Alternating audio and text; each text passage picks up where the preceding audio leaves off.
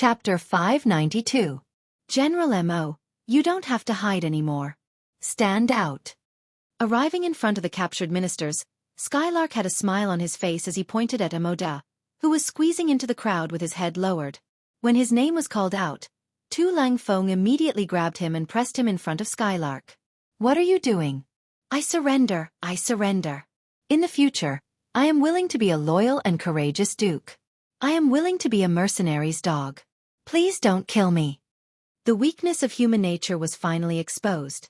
Originally, he still dared to shout a few words in front of the Imperial advisor, but the moment he saw the mercenaries, he was completely terrified. Skylark naturally wouldn't put this kind of person who bullied the weak and feared the strong in his eyes. As for the other party saying that he wanted to be a loyal and courageous duke's dog, he was very sorry, but such a person didn't have the qualifications. All right, you don't have to shout. Whether you can survive or not depends on how much you are willing to pay. We have also investigated your family background. How about this? In 3 days, take out 400,000 taels of silver and you can live. Otherwise you will die. The survey showed that Emoda's private property was about 350,000 taels of silver. The extra 50,000 taels was what Skylark meant. How could you know what kind of potential some people had if you didn't squeeze it out? What? 400,000 taels? I don't have it. When he heard this number, Emoda shook his head vigorously. No one knew better than him how much money he had. He definitely doesn't have 400,000 taels of silver. No. Could it be that our intelligence was wrong? Skylark said in a surprised voice. If one understood his subordinates, they would definitely know that the leader was preparing to scam them. How could Emoda know about this? He just wanted to bleed less, so he cooperated and said, Yes, your intelligence must be wrong. I can only take out 10,000 taels of silver at most. This is already my family background. When he shouted for Do-E to cry out for injustice, those who didn't know would really think that Emoda only had this much money and was a great honest official. Bam! A kick suddenly landed on Emoda's body. We were wrong. How could we be wrong? It's obvious that you have the money but don't want it. All right, since you're willing to give up your life for money, I'll fulfill your wish. Men, chop off one of his arms as a warning. If he still doesn't repent, then his limbs. No. After all of his limbs are broken, kill him, and then go to his residence to search and confiscate his property. Skylark seemed to smile at everyone he met, but he was actually very vicious. Otherwise, he wouldn't have been entrusted with such a heavy responsibility by the Security Bureau. She couldn't be too soft-hearted when doing this kind of work. As soon as he finished speaking, Leng Feng took out a steel saber and landed it on Emoda's left arm. The blade rose and fell, accompanied by the sound of Maud's shouting. Ouch, it hurts so much. Come, let me ask you, do you have 400,000 taels? Skylark ignored the other party's shouts and continued to ask. No, at most 200,000 taels. Emoda was still insisting. He believed that the other party wanted money and not his life, so he gritted his teeth and persevered. He wanted to save some money for himself. You're still not honest. Cut off your left leg as well. Skylark didn't have the slightest intention of wasting his breath. He had already decided to kill the chicken to warn the monkeys. He wanted the other ministers to see what would happen if they wanted money and not their lives. Shwa! His left leg was chopped off as well. Another blood-curdling scream rang out. At this moment, Emoda struggled in pain twice before fainting. He fainted. Yeah, maybe this is the best outcome. The other Lan Song ministers squatted on the ground and watched this scene. They didn't forget to discuss it in private. In their eyes, it was better for Emoda to faint than to be awake. After all, he still had to suffer even if he was awake. Fainted? Hee. Do you think you'll be fine like this? Someone, wake him up with cold water. Either take the money or give up your life. You have to choose one. Skylark chuckled and casually instructed. A bucket of cold water was poured down on Emoda's head and he woke up. When he looked at Skylark, it was as if he was looking at a devil. He repeatedly shouted, I have 400,000 taels, I can borrow it. Sigh, is that right? Someone, stop General Mo's bleeding. We can't let him die before we get the money. Skylark chuckled, as if he was very satisfied. Then, he drew a line with a brush in his hand, then looked at the Lansong Kingdom's ministers who were squatting on the ground and casually said, "Come next, Lord Chen Yuliang, who is in charge of the treasury." Plop. As soon as he finished speaking, one of the people in the crowd fell to the ground in fright. Who else could it be but Chen Yuliang? But no matter how he reacted, he couldn't escape the result of being brought to Skylark for questioning. If one wanted to know what the result was, they would naturally have to pay for their lives. Otherwise, Emoda's fate would be right in front of them. They didn't want to lower their heads after being cut a few times. That would just be looking for trouble. State Preceptor Long Chi saw this scene with his eyes. Cold sweat unknowingly flowed down the back of his neck. At this moment, he was very glad. He was glad that Skylark didn't look for anyone else but himself. He was glad that he tactfully agreed to the other party's request. Otherwise, he was afraid that he would have lost both his life and money. The heart-to-heart talk, or rather the interrogation, continued. After questioning one person, Tu Lung Feng accompanied him and left. 3 days later, these people would either take out the money or pay with their lives. Under the pressure, who would think about the transfer of power? Who would care about the life and death of the king? This also made the following process very smooth. That night, the 3 battalions separately attacked the Lansong Kingdom's treasury, armory, and granary. Early the next morning, the gunshots in the city finally stopped. Some brave citizens walked out of their houses and found that everything was very peaceful. There wasn't any difference from before. If there was a difference, it would be that on the streets, one could hear the sounds of cursing coming from an official's residence. Also, one could see soldiers in green military uniforms patrolling the streets with the king's guards. With the experience of taking down Hanei City, it wasn't so complicated to deal with Wanxiang City. First, confiscate the property, then stabilize the situation. After that, all they had to do was wait for the 6th young master to bring the knowledgeable youths from Chichen City to take over this place. King Piasai was placed under house arrest in a small courtyard. His food and drink were all sent to him. He had completely lost his freedom. Originally, the king still had a glimmer of hope. When the sun rose, he thought that there would be some loyal subjects coming to save him. However, after waiting from morning till night, there was no movement at all. He knew that he, the king, had been abandoned by his subjects. How would he know that all the subjects were now raising money to buy their own lives? How would they have the time to care about the lives of others? Even if he was the king, he was also thrown to the back of their minds. The occupied granaries started to sell rice. Once the people had something to eat, they became very obedient. The situation in the city stabilized. 3 days later, some of the subjects handed over the ransom. In order to survive, they really used all kinds of methods. Apart from the houses that Lung Feng had told them to confiscate, they sold everything else that they could. Some of them even sold their own concubines just to save up enough money to survive. Fortunately, those who could become subjects often had the support of some people behind them. It wasn't too difficult to borrow money from them. Therefore, more than 80% of the subjects handed over enough money in the stipulated time and didn't have to worry about their lives. Of course, there were also 20% who didn't have that much money. Yunk naturally wouldn't be polite. Since he said it, he had to do it. Otherwise, how could he intimidate others? Immediately, those people had their limbs chopped off and were hung on the city gate tower. This scene made many of the subjects feel that it was a close call. 3 days later, Yunk had an extra 14 million taels of silver in his hands. Most of this was provided by the subjects. A small amount was obtained from the Lansong Kingdom's treasury. From this point it could be seen that any country had some foundation. A small Wanxiang city could squeeze out 10 million taels of silver. What if it was the entire Lansong Kingdom? What if the target was the Great Ming Dynasty? Just like the end of the Great Ming Dynasty, there was no money in the treasury. All the money was in the hands of the subjects and merchants. This caused the country to have no money to raise an army. In the end, it was destroyed by slave Jian. Then, in order to save their lives, the subjects and merchants took out an unknown amount of gold and silver to give to slave Jian. This also caused Emperor Chongzhan, who knew all of this, to shout before he died, "Kill all the subjects." Now that he thought about it, it did make some sense. On the 5th day, the main force of the mercenary army finally arrived at Wanxiang City.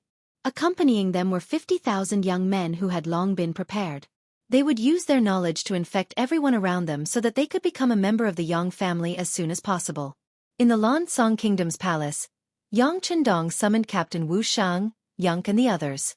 After listening to their reports, he nodded his head in satisfaction and praised them. After Yang reported that they obtained 14 million taels of silver, Yang Chendong laughed out loud. See, wealth comes so quickly in war. Hee, since that is the case, we still need 3 million taels of silver from Long Qi. Just give it to him. As for the remaining 1 million taels, take out 200,000 taels to reward the Laotian mercenaries in Riverlight, and 800,000 taels to reward the subjects who contributed greatly in this war. 10 million taels of silver will go into the treasury and be used to build the infrastructure of Lao province. Great, Yang Chendong had already thought of changing the Lansong Kingdom to Lao province. After Vietnam, the Yang family had another province, and it was not considered small. Everyone naturally agreed in unison. However, it was obvious that the second Captain Luo Pa and the third Captain Wu Shang were a little distracted, as if they had something to say. Yang Chendong sat high up, so he naturally could see more clearly. He called out, "Captain Luo, Captain Wu, do you have something to say?" Chapter 593.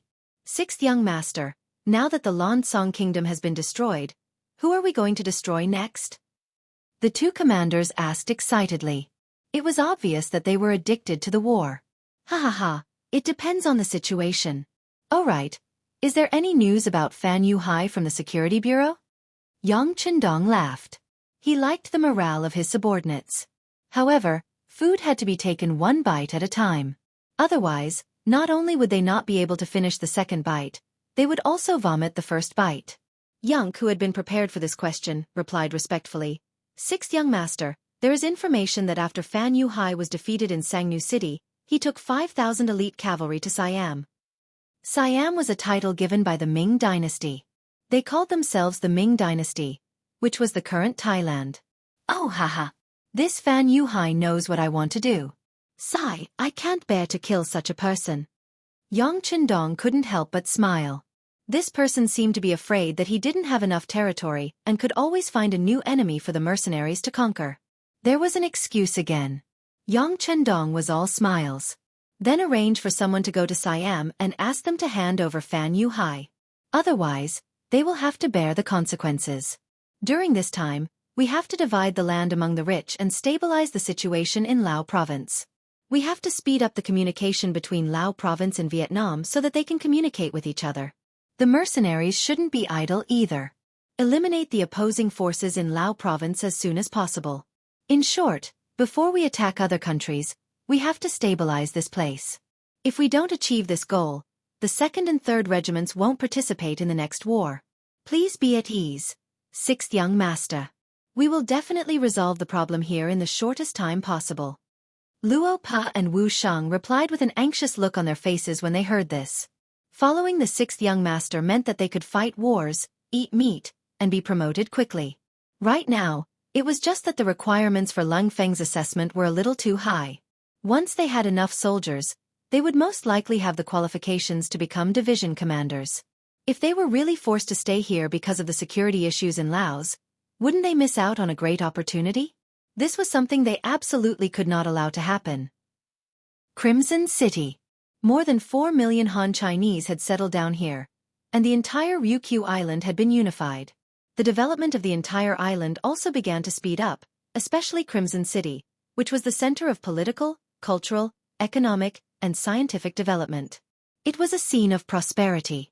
With Yang Chendong's approval, Chichen City had nearly doubled in size. In terms of size, it was almost half the size of Beiming's capital, but it was still barely enough to supply the merchants and trade routes of the entire country. As a result, many factories began to expand at a faster pace. Whether it was the factories or the workers, they were increasing exponentially. Luan Shaochen, as an outstanding political teacher, had a lot of work to do. With so many new people joining, whether it was ideological work or teaching them how to read and write, he was so busy that he felt like he did not have enough time. However, he did not complain at all. Instead, he worked tirelessly. In the words of his parents and sister, he was still young, so there was nothing wrong with working and learning more.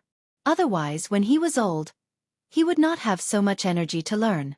Even though he could only sleep about 6 hours a day because of how busy he was, Luan Xiaochen did not slack off at all. This was because he knew how much attention the Luan family had attracted, and many people were jealous of them. His father, Luan Qi, was the factory manager of the power plant. His mother, Zhou Hua, was the director of the main garment factory.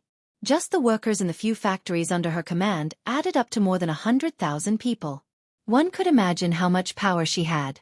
However, they could not compare to his sister, Luan Xiaoyu.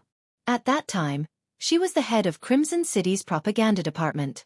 Whenever she had free time, she would go to the palace that everyone in Crimson City admired to accompany the sixth young master's 3 wives. Sometimes, she would even spend the night there.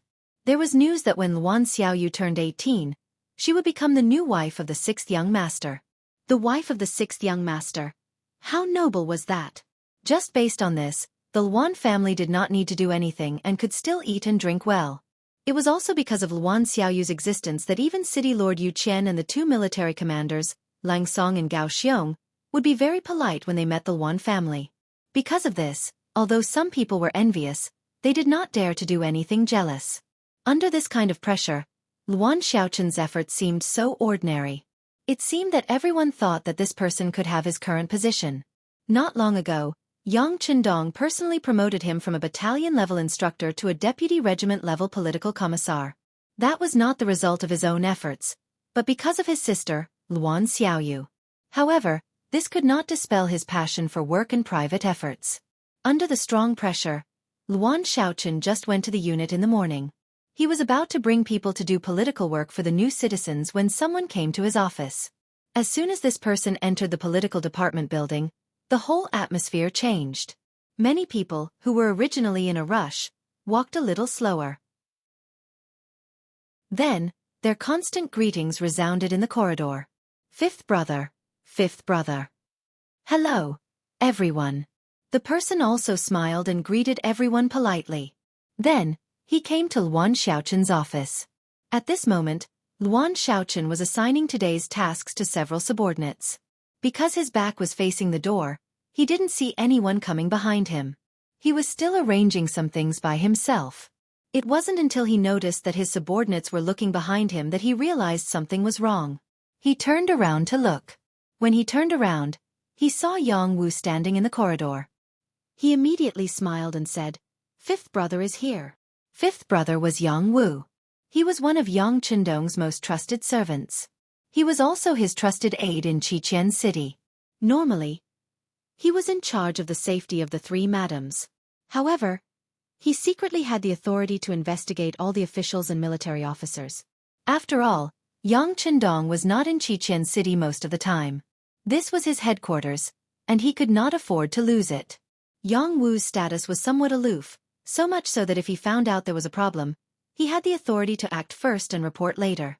In terms of the effectiveness of dealing with officials, even Yu Qian, Lang Song, and Gao Xiong couldn't compare. In principle, he could even investigate the 3 of them. Of course, the 3 of them also had the authority to monitor Yang Wu. This was mutual supervision. With his aloof status, Yang Wu became the most popular person in Xichen City. No matter where he appeared, he would naturally cause a storm. Many times, following his appearance, who knew how many corrupt officials would fall off their horses? Of course, they came to see Luan Xiaochen today not to investigate him. This was something that everyone had reached a consensus on. What a joke. His sister was the future wife of the 6th young master. That meant that she would be Yang Wu's future mistress. No matter how bold he was, he would not dare to touch the mistress's brother without asking for permission. "Xiaochen, don't be busy. The young master has given an order," Yang Wu said with a smile on his face. He had a good impression of Luan Xiaochen. He clearly had the qualifications to be a silk pants, but he did things with propriety. He would not do things that should not be done by him. If everyone was like this, his job would be much easier. The young master has given an order. Since it was the young master that Yang Wu spoke of, only Yang Qindong could take on the responsibility. Knowing this, Luan Xiaochen became a lot more serious. He stood at attention, puffed out his chest and raised his head, waiting for the order to be given. Yang Wu also became a lot more serious. He opened his mouth and said, "The young master has given an order. From today onwards, Luan Shaochen will be the governor of Lao province. Immediately hand over the work in your hands. 3 days later, you will take the ship to take up the post. 1452 AD, 3rd month, 20th day." After saying this with a serious face, Jianghu's smile returned to his face. "Congratulations, Shaochen." Luan Shaochen was still in shock and had not recovered. How did he become the governor of a province? And what did Lao province mean? Why hadn't he heard of it before? Seeing that Luan Shaochen was still in shock, Jianghu seemed to know what he was thinking. He smiled and explained, "Lao province is the Lansong kingdom. The young master had just led his troops to conquer it. In the future, it will be one of our provinces, just like Yunnan province. There are a lot of things waiting to be done. There will be room for you, Shaochen, to perform, he. The news of the Lansong kingdom's destruction had not been officially announced. Many people did not know. Now that it was announced by Jianghu, naturally no one would doubt it. However, it still caused a huge uproar. It had been less than 2 months since the 6th young master left Qiqian city, and he actually destroyed another country. Their 6th young master was really powerful. The voices of other people were still ringing in his ears. Luan Shaochen was already shocked by this appointment. Although it could be said that the political department had become a behemoth like the military, especially the political assessment of officers and soldiers, this department's power had become more and more powerful. However, there were also a lot of talents here. It was too difficult to stand out here, and it was even more difficult to achieve results. However, if he could go to Laos to be the governor, it would be completely different. One must know that Laos was an independent place, and it was a newly conquered place. Although everything had to be started from scratch, this was the value of it. It was like a blank piece of paper, and it was easier to create beautiful scenery. It was not an exaggeration to say that once there was such an opportunity, most people would fight to the death. There was a saying that one would rather be the head of a chicken than the tail of a phoenix. Unfortunately, he only had a lot of ambition, and there was no room for him to display his talent. After all, there was only Yunnan province before. That place had already been occupied, and people had lost hope. Now that Laos had just been conquered, the 6th young master's order was given. The intention of training was very obvious. How could Luan Shaochen, who was originally smart, not understand the reason behind it? Chapter 594. Congrats. While his mind was still filled with shock and excitement from this new information, he heard a familiar voice. Mo Changyu and Ji Fei had appeared in front of him at some point. These two were members of the political department. Mo Changyu was also the political commissar of the 1st Division of Langfeng, while Ji Fei was the political commissar of the 1st Division of the Navy. Both of them were people of high status and power. They were in the same office today. When they heard that Jianghu was here, they came out of courtesy and heard the order. They immediately understood that the 6th young master was here to help his brother-in-law. The two of them immediately came out to congratulate him. Committee member Mo, committee member Ji. Looking at the two, Luan Shaochen habitually saluted them. Haha, good. After all, Shaochen is still a member of the political department. Now that you have made a name for yourself, you are the glory of our department. Tonight, committee member Ji and I will hold a farewell banquet for you. You must come. Mo Changyu laughed and used this opportunity to improve his relationship with Luan Shaochen. Although he was the #1 committee member in the department, in reality, he was not much different from the other 3 committee members. If he wanted to have real power, he would have to become a vice minister. If he wanted to achieve this goal, he would need more people to support him. If Luan Shaochen was willing to support him at the critical moment, it would be a great help. TL note, Yang Qindong is the Minister of the Ministry of Defense. Yes, we're representing the department. Shaochen won't refuse, right? Ji Fei obviously understood the reason behind it and said with a smile. The 6th young master only gave him 3 days. If he did not make the first move, then he would not have a chance to improve their relationship. Facing the enthusiasm of the 2 superiors, Luan Shaochen could not refuse. He could only look at Jianghu, who had come to deliver the order. When Jianghu came, he was not only following the young master's order, he was also following the orders of the 3 matriarchs. Naturally, He had to take care of Luan Xiaochen. He nodded and said, since it is the department's good intentions, Xiao Chen should not refuse. Oh right, tomorrow night, the 3 matriarchs and department head Luan will be holding a farewell banquet for little Li. Don't miss the appointment. Naturally, Jianghu was expressing his attitude. Tomorrow's meeting had already been decided, so other people should not have any ideas. This was also for Luan Xiaochen's sake. As for why he allowed Luan Xiaochen to get closer to Mo Chengyu and Ji Guang, it was to get more support from them. This time, Luan Xiaochen was not going to Laos alone. He was going with 50,000 educated youths from Kikian City. How good these people were and whether they could bring some elites with them were under the jurisdiction of the political department. It was the best of both worlds to decide on the personnel by building a good relationship with them. Okay, I'll listen to fifth brother. Luan Xiaochen smiled. Obviously, he already understood the other party's intention. If Luan Xiaochen didn't have the strength, why would Yang Qindong vigorously promote him? One had to know that Luan Xiaochen had just celebrated his 18th birthday.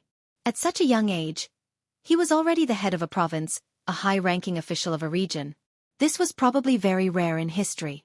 This news was also immediately sent to department head Luan Xiaoyu's ears. Hearing the news from her trusted aide, Luan Xiaoyu's face was full of pride. In her mind, the image of her big brother who hugged her the first time they met appeared. Now, she only hoped that she could grow up quickly and use her life to repay this benefactor of the Luan family. Luan Xiaochen's matter became a hot topic in Kikian City. At the same time, it gave more youths hope. Since Luan Xiaochen, who had just turned 18, could become a high-ranking official, did that not mean that they also had hope? Although he had benefited from his sister's light, his youth was still a fact. This made many youths work even harder. Everyone hoped that good luck would fall on them in the future. In fact, everyone had forgotten that Yang Qindong's true age was only 22 years old. It was just that his achievements were too dazzling, to the point that everyone had chosen to forget about it. Luan Xiaochen did not disappoint, using the banquet that night to recruit many elites. This would be a huge help to him in the future. With Yang Wu's appearance, the others did not have the chance to disturb Luan Xiaochen. Instead, they allowed him to spend more time with his family. After all, outside Kikian City was the outside world. As the head of a province, he could not leave without orders. Who knew when the next meeting would be? 3 days later, Luan Xiaochen set off on time. Along with him were 50,000 youths, as well as 2 auxiliary battalions that had just passed the background check and training. As the population of Kikian City increased, the number of militia also increased. According to the rules, once the militia had served for over half a year and passed the background check, they would be able to join the auxiliary army. This was also due to the change in the situation. After all, the more places they conquered, the more soldiers they would need. Of course, more did not mean less. The examination was still very strict, especially the background check. Who knew how many people were rejected? After all, once they left Kikian City, if these people did not keep their mouths shut and spread the news, who knew what kind of problems it would cause? On this point, the political department played a huge role, and the publicity department also put in a lot of effort. In their programs, they had already treated Yang Qindong as a god. This was how the title of God Young Master came about. It was also because the background check was very strict that no one knew about the situation in Kikian City. Even the great Ming dynasty did not know who the real leader of the mercenaries was. Thinking about it, so many people had left Kikian City in the past year, but there was no news at all. It had to be said that this was a miracle. In Lao province, Luan Xiaochen arrived on time. As soon as he entered, he was taken away by the first security team to see Yang Qindong. Afterwards, the 6th young master gave many constructive suggestions on how to manage this place. After the siege of Hanoi City in Vietnamese province, Yang Qindong did not want such a thing to happen again. As such, his requirements for Luan Xiaochen were that the foundation had to be firm, the people's livelihood had to be improved, the military had to be strong, and the economy had to be prosperous. The foundation had to be firm.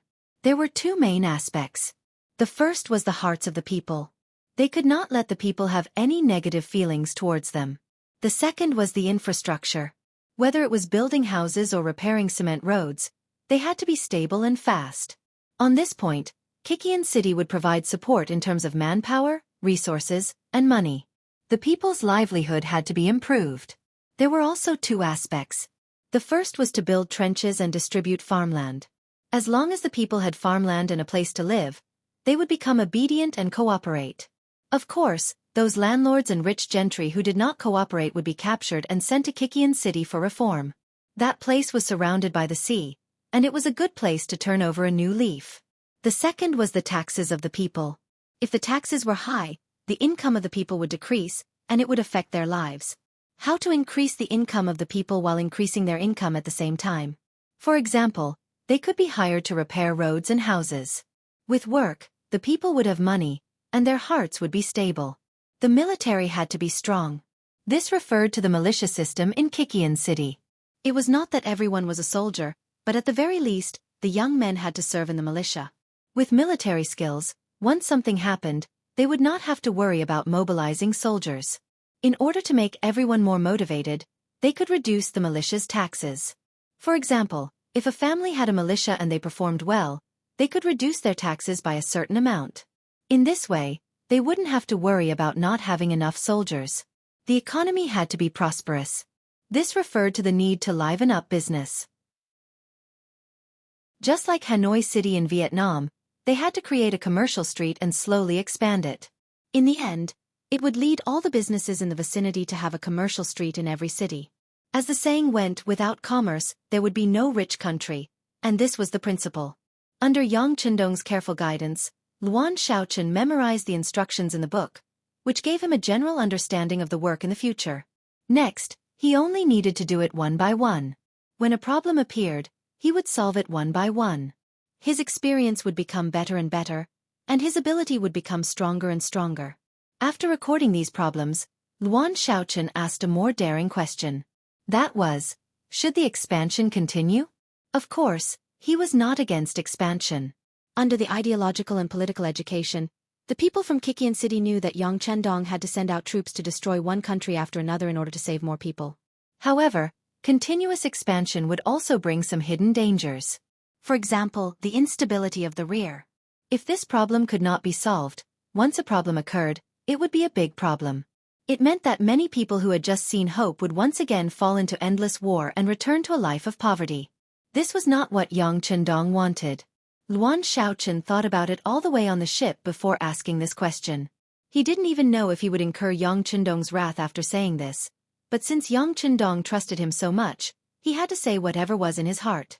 This was what it meant to repay a debt of gratitude. Ha ha!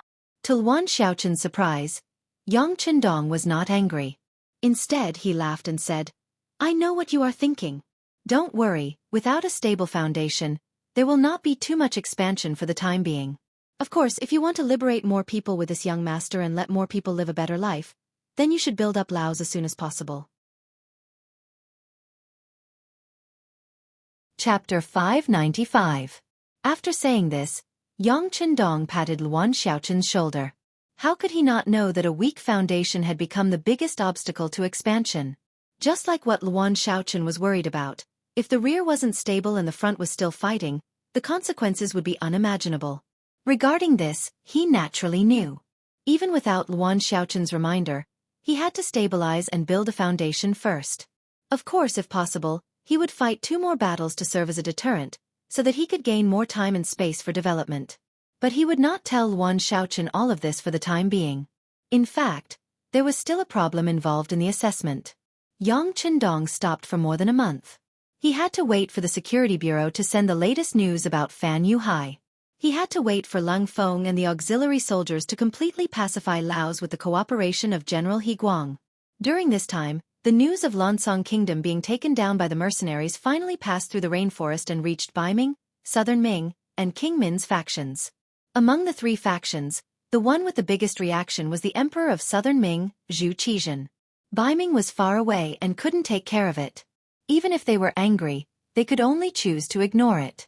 King Min was still consolidating his position. Learning from Southern Ming, he was also recruiting and training soldiers. However, he couldn't stop Yang Chendong from growing stronger. Southern Ming was different. This country originally belonged to Zhu Qizhen. In his opinion, whether it was Baiming's Zhu Qiyu or King Min's Zhu Huituan, they were all his family's thieves. They were the ones who stole his wealth and territory. However, no matter what, their fight was his family's business and the mercenaries were his enemies. With such a mentality, when he heard that the mercenaries had taken down Lansong Kingdom after destroying Jianghu, he was naturally furious. He was furious in the palace. Even though the only one who told him was the chief eunuch, Chao Jixiang, he was still furious. What is he trying to do?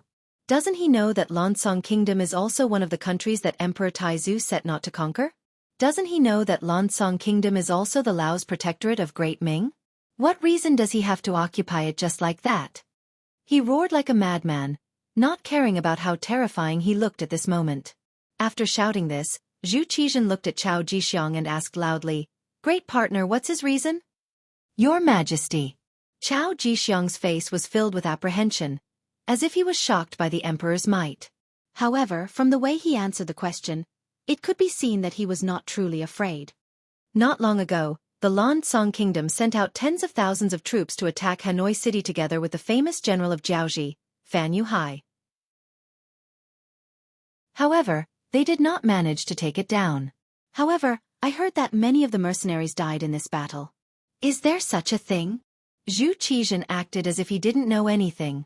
In fact, when this news was reported, he clapped his hands in joy. In his opinion, the loss of the mercenaries was a good thing.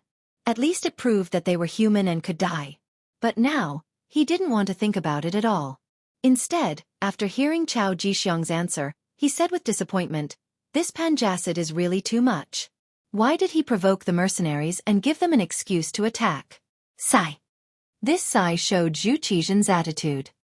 He could only pinch his nose and admit to this matter. In fact, he couldn't not admit it. Who told the mercenaries to become the victors? The victors had the right to do anything with a condescending attitude. "Your Majesty, this subject has something to say." Seeing that Zhu Qizhan's anger seemed to have subsided, Chao Jixiang tried to speak. "Great partner, if you have something to say, then say it. We forgive you." "Thank you, Your Majesty." In fact, Your Majesty, the mercenaries' current actions are not a bad thing for us. The bigger their territory, the more people they will send in, and the less mobile forces they will have. When they expand to a certain extent, their foundation will inevitably become unstable. At that time, our new army should have finished training and it will be time for a large-scale counterattack. At that time, as long as we defeat the mercenaries, wouldn't everything they have now become the Great Mings and Your Majesties in the future? Chao Jixiang observed Zhu Qizhan's expression as he spoke. As a eunuch, his job was to solve the emperor's problems. Therefore, restoring the emperor's confidence was one of his duties as the head of the eunuchs. Zhu Qizhan seriously considered Chao Jixiang's words. After a while, his dark expression finally cleared up and he smiled. "That's right, great partner is right. As long as we become strong and can defeat the mercenaries, then what they have will be ours in the future." "Haha, right, we are going to train the new army with all our strength. As long as the army is strong enough, who would dare to oppose us?" Ha! As if he had thought it through, Zhu Qizhan was no longer angry about this matter. He didn't even send someone to reprimand Yang Chendong on the surface. Instead, he put all his energy into training the new army. He even took out 3 million taels of silver from the national treasury for this. Through trading people, the Southern Ming Empire really did have some savings. Beiming was too far away and couldn't participate in anything. The Southern Ming Empire had its own little plans. Due to its own strength, it had to admit everything. As for Min Wang, while stabilizing the foundation, he had some thoughts. For example, he wanted to try to contact Yang Chendong. However, Zhu Huiming's thoughts were quickly dissuaded by his officials. According to these officials, now that the mercenaries were in the limelight, it would be difficult to gain any benefits by allying with them. It was better to wait for them to lose due to their arrogance. At that time, the price to pay for allying with them would be much lower. Following the advice of his officials, Zhu Huiming focused on stabilizing the territory and didn't send anyone to contact the mercenaries. The few major powers in the north didn't make any movements. All of this was within Yang Chendong's expectations. However, the few countries around Laos didn't make any movements at all. This made him somewhat puzzled. Logically speaking, since the mercenaries were so powerful, the Ava dynasty, Myanmar, in the northwest, Siam, Thailand, in the west, And the Phnom Penh dynasty, Cambodia, in the south should also have some reaction. At the very least, they should have sent someone to contact him. They should have either acknowledged the mercenaries' sovereignty over the Lansong kingdom or directly established diplomatic relations. However, why was there no movement at all? It was just like if you had taken over a county, the nearby counties should not be indifferent. Therefore, this was very abnormal. It wasn't until the Security Bureau sent news that Fan Yuhai was having a secret meeting with the generals of the 3 countries in Siam that Yang Qindong figured out the reason. Haha, Fan Yuhai, not bad, not bad. He said, not bad, twice in a row, showing that he was really in a good mood at this moment. Tiger's Man and Beta Persei heard this and both of them were puzzled. Who was Fan Yuhai? He was a remnant of Jiaoji. If it wasn't for this person, there wouldn't have been the previous siege of Hanoi City. In that battle, Lang Feng and the auxiliary soldiers lost their brothers. Such a person was definitely an enemy. He was the kind of person who must be killed when they meet. However, why did the young master say that he was not bad? Yang Qindong's idea was actually very simple.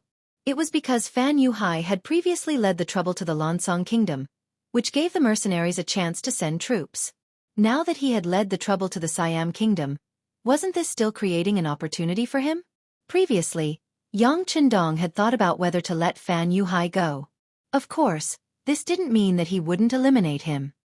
He just wanted to eliminate him later so that he could lead more countries into the situation and create enough excuses for him to attack. In fact, when he entered the Lansong kingdom, Yang Qindong had thanked him in his heart. What he did not expect was that Fan Yuhai seemed to know what he was thinking. Fan Yuhai had contacted the generals of Siam in such a short time.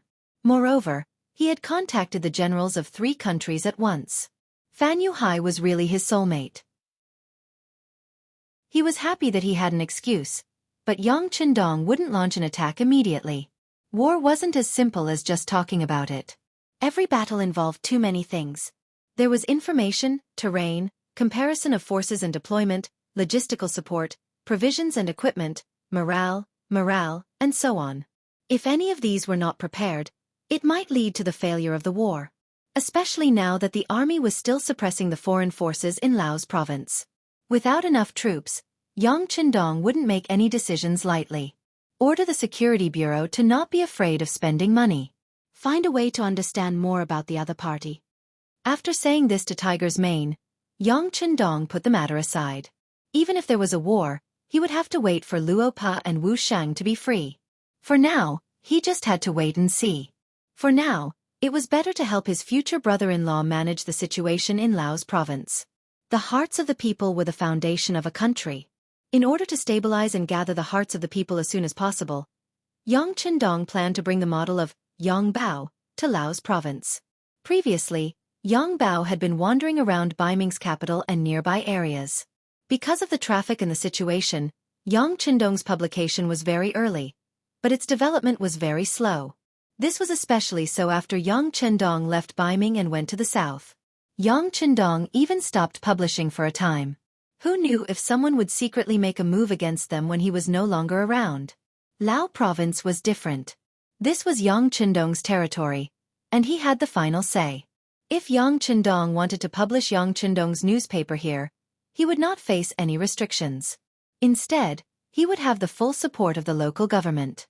If he wanted to gather the hearts of the people, he had to let them know who he was and what he wanted to do. What did he do for them? Chapter 596. How could he achieve this result? Public opinion and propaganda were obviously very important. Yang Bao became the medium to communicate the close relationship between the government and the people. With Yang Qindong's approval, every large city in Laos that was occupied had a large tea house that was being renovated. It was named the World Knowledge Tea House. Once the tea house was completed, it would be open to the public. It would also become the place where Yang Bao sold and published. Considering that many people did not read books and could not read at all, this tea house also had the function of reading newspapers. In other words, as long as you entered this tea house, as long as it was business hours, there would be people reading the latest Yang Bao content for free. This ensured that everyone would know what was happening outside, what new policies were coming up, and what benefits the people could get. Not only that, but world knowledge was also free. In other words, drinking tea was free. This greatly lowered the threshold to enter this place. Of course, other than tea, other snacks, wine, and dishes would require money. After all, the tea house had to continue operating. In this way, unless the people who came were poor, as long as they had a bit of status, they would feel embarrassed to only drink tea and not order anything else. On average, there would not be a problem to break even with world knowledge. Because of the popularity, it would not be a problem to earn money at all. Speaking of which, even if it did not make money, Yang Qindong planned to subsidize and support it financially. After all, this was originally a propaganda tool. Those who were illiterate could listen to it for free and understand the world's affairs. Those who were literate could directly buy the latest issue of Yang Bao and take it home to slowly read it. Not only that, if something interesting happened around you, such as some family affairs, strange or funny things, it would be counted. If you were treated unfairly by the government, you could also tell such a story to the staff of World Knowledge. Once it was accepted and included in the Yang Bao, not only would the matter be valued by more people, there would be a high chance that it would be solved, and you would also receive a certain amount of information fees. This was also a good way to make money. What Yang Qindong did not expect was that the emergence of this policy actually gave birth to the journalist industry. There were actually some unaccomplished scholars who began to wander the streets and alleys in search of all kinds of things that happened among the common people. They then wrote stories and submitted them to Yang Bao to earn royalties. Needless to say, some people really became rich because of this. The emergence of Yang Bao became a bridge between the government and the people. Once the matter of the people was reported to Yang Bao, the government must pay attention to it. It should be known that this Yang Bao was not only read by Governor Luan Shaochen, but also the sixth young master would pay attention to it from time to time. If the matter was not properly solved, it would not be his ability problem. In the next official examination, they would be eliminated. The appearance of Yang Bao had greatly affected the efficiency of the government, so they didn't dare to play any tricks. Many people also benefited from this. Yang Bao was affectionately called the people's own newspaper. Because of this, the World Knowledge Tea House was full every day. Other than some high-ranking officials and nobles who liked to appear here and know the contents of Yang Bao immediately, many people who had a little spare money were also willing to spend money here. These people seemed to be afraid that the World Knowledge Tea House would not be able to continue operating because of free tea. In this case, if they had any grievances or hatred, they would not have a direct channel to the higher-ups. Therefore, Sure Air and the others would come to support them. Once an industry was recognized by the people and received the support of the people, not only would it have a greater influence, but the speed of making money would also begin to accelerate. In less than a month, the World Knowledge Tea House turned its losses into profits. This was greatly beyond Yang Qindong's expectations. It was just that he had no intention of earning any money from this aspect. In line with the idea of taking from the people and using for the people, he ordered to increase the return of the author's fee and information fee.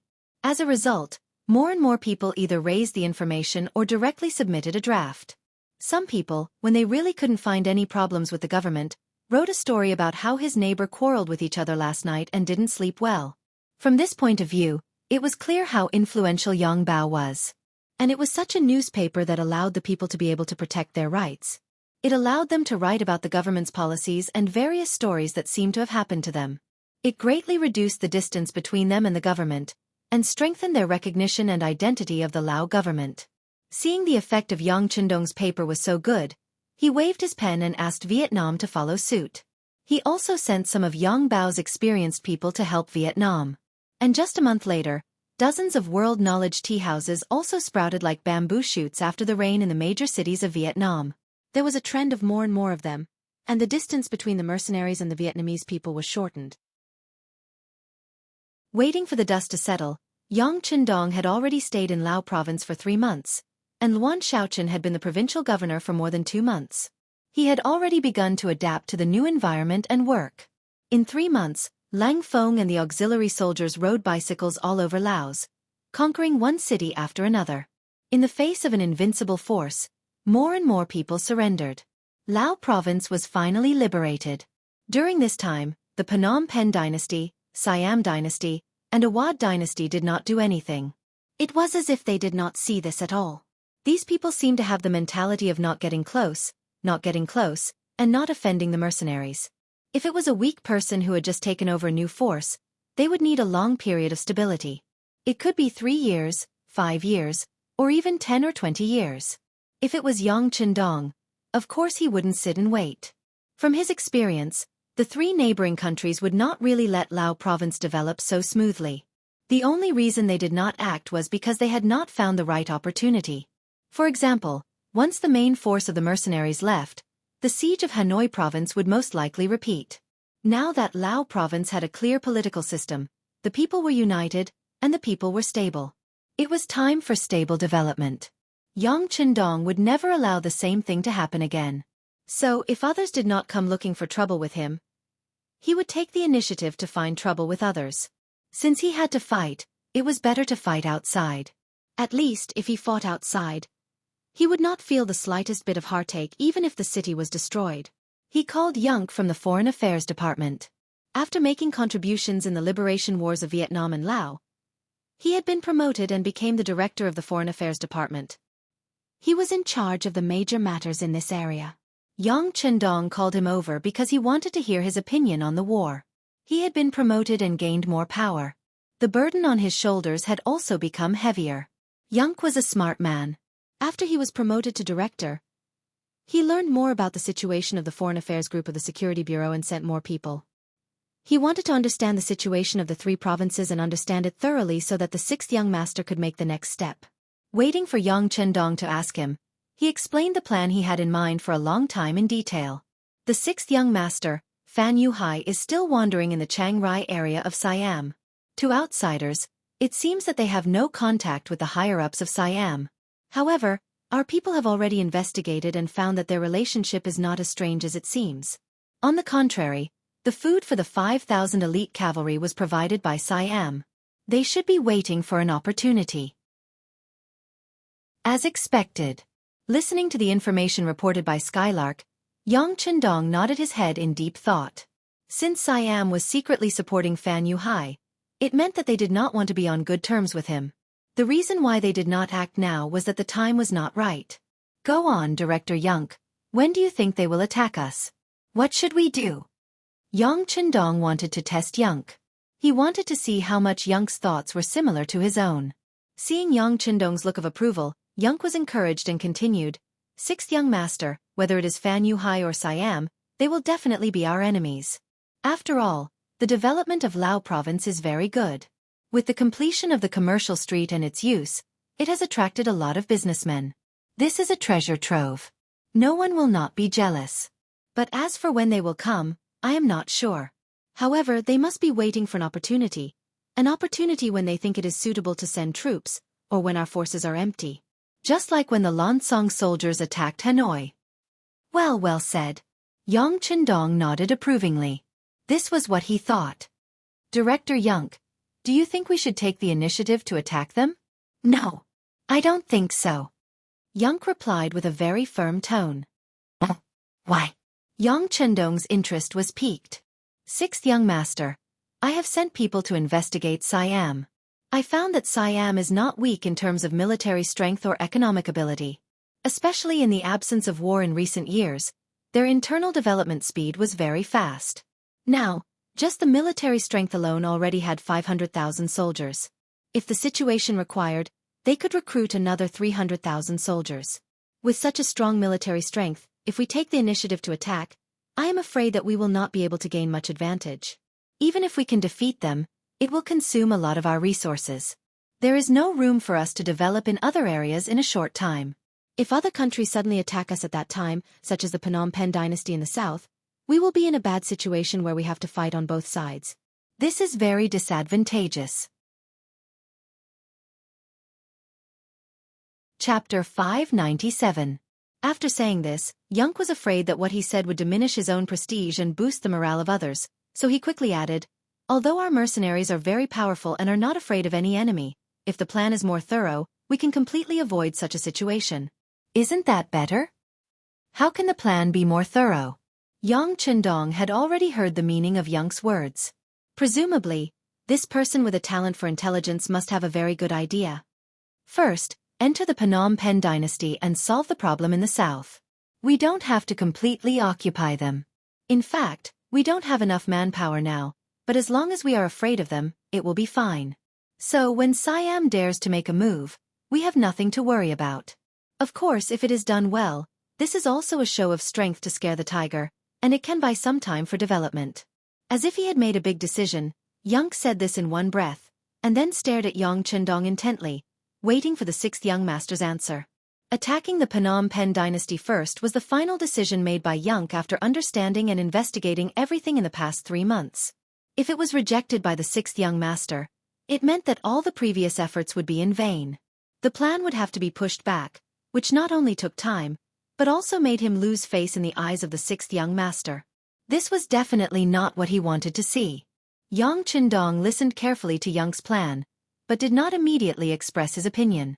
Instead, he got up and walked to the sand table not far away. When Xianxia also walked to his side, he asked casually, "If we want to attack the Phnom Penh kingdom, we always need a reasonable reason." "Sixth young master, your subordinate has already prepared a reason. As long as you give the order, we can brazenly kill our way over." Hearing Yang Qindong's request for a reason, Xianxia's heart pounded rapidly. He knew that this was the sixth young master's approval of his plan, and had begun to consider how to implement it. What kind of reason? Yang Qindong hadn't thought that Skylark would have thought of this, and he couldn't help but look at her in a new light. "Sixth young master, I have already made arrangements. First, I spent a lot of money to buy 50 sets of enemy military uniforms from the right Prime Minister Dun of the Golden Border Dynasty. Then, they would send out intelligence agents to disguise themselves as them and attack the Solangan family's caravan. By the way, the Sorangans are a famous business family in Laos. They are very rich and have always had business dealings with the Phnom Penh dynasty." Listening to Skylark's plan step by step, Yang Qindong's mind was filled with 2 words: shift the blame onto others. That's right, Skylark's plan was to blame the Golden Rim dynasty for the ambush of the Solangans. In this way, the mercenaries would have enough manpower to send out troops. After all, since the Solangans paid the taxes to the mercenaries on time, the mercenaries should protect their safety and business interests. It had to be said that this plan was pretty good. It was a commonly used excuse to invade. However, looking at Skylark's arrangement, he seemed to be more prepared and detailed. Well, this is a good plan, but it's not enough. The Golden Rim dynasty has never been in our eyes, but the strength of Siam should not be underestimated. The young master thinks we should do this, Yang Qindong said, making up for some flaws in the plan. Skylark listened with stars in his eyes. He had a feeling that the sixth young master must have wanted to do this for a long time. The reason why he said it was because he wanted to test himself and listen to other people's opinions. In any case, this time his answer should be very satisfactory to the sixth young master, and his impression of him would be better. Yang Qindong's impression of Skylark was indeed good.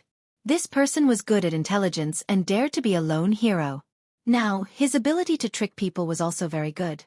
Anyone who had such an opponent would have a headache. Of course, it was a blessing to have such a subordinate. There were many things that he did not need to think too much about, and Skylark would do everything for him. Such a subordinate was worrisome and reassuring.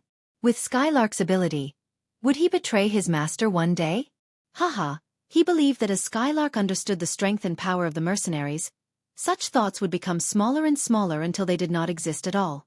Yang Qindong could promote a person, and he could also destroy a person. However, no matter how much he thought about it, Skylark wouldn't do such a thing. He was a smart person, and smart people would know how to do it. They would be able to obtain more benefits while protecting themselves.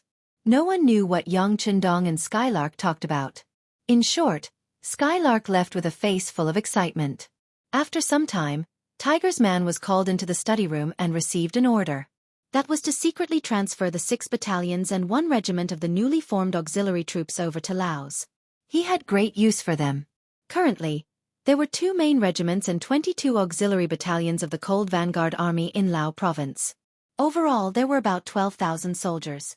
Even with the 30,000 Laotian troops led by He Guang, it did not reach 50,000. In the eyes of outsiders, it was clearly not enough to start a war against the 3 neighboring countries with just this amount of military power. Although it was said that quality was the most important thing in an army, if there were too few men, they would not even be able to defend the city. How could that be possible? In order to make preparations, Yang Qindong could only go to Chichen City to transfer more troops. With another Cold Vanguard regiment and 6 other battalions, Although there were only 4,000 men, it was still not enough. However, it was more than enough to deal with the current situation. At least the plan could be carried out.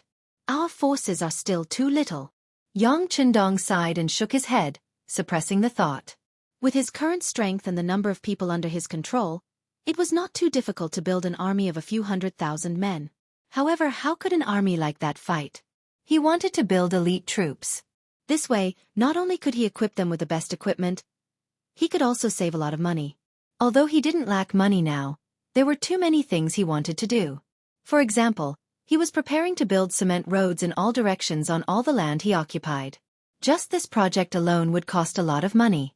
After Skylark received Yang Chendong's permission, he began to plan. Only 10 days later, he received news that the caravan of the Sorangon family was returning from Golden Rim City, the capital of the Golden Rim dynasty. Tell them to get ready.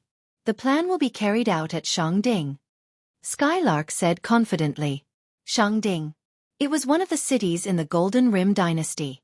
It was close to the Mekong River and was very close to the Lao province. Because of the importance of the geographical location, it had also become an important supply point for many caravans. Nashin was leading the caravan here to replenish their supplies. As an established business family in Laos, they bought a lot of new products from the commercial street in Wanxiang City when it opened. Then, he led a team to deliver the goods to Phnom Penh dynasty's capital, Phnom Penh City. After making a big profit there, they returned. Rare goods were sold in the commercial street, such as perfumes and mirrors, which were priceless. Even the colorful underwear and cheongsams were sought-after goods in the eyes of the nobles of various countries. In less than a day, all the goods were sold out, and the price was increased by 10% in the process. The profit from this trip alone was more than 20 times the profit of selling ordinary goods. Nashin, who had made a lot of money, was grinning from ear to ear. He took the caravan of more than 100 people and 6 carts out of Shangding. He rented a big boat and sailed to the Mekong River.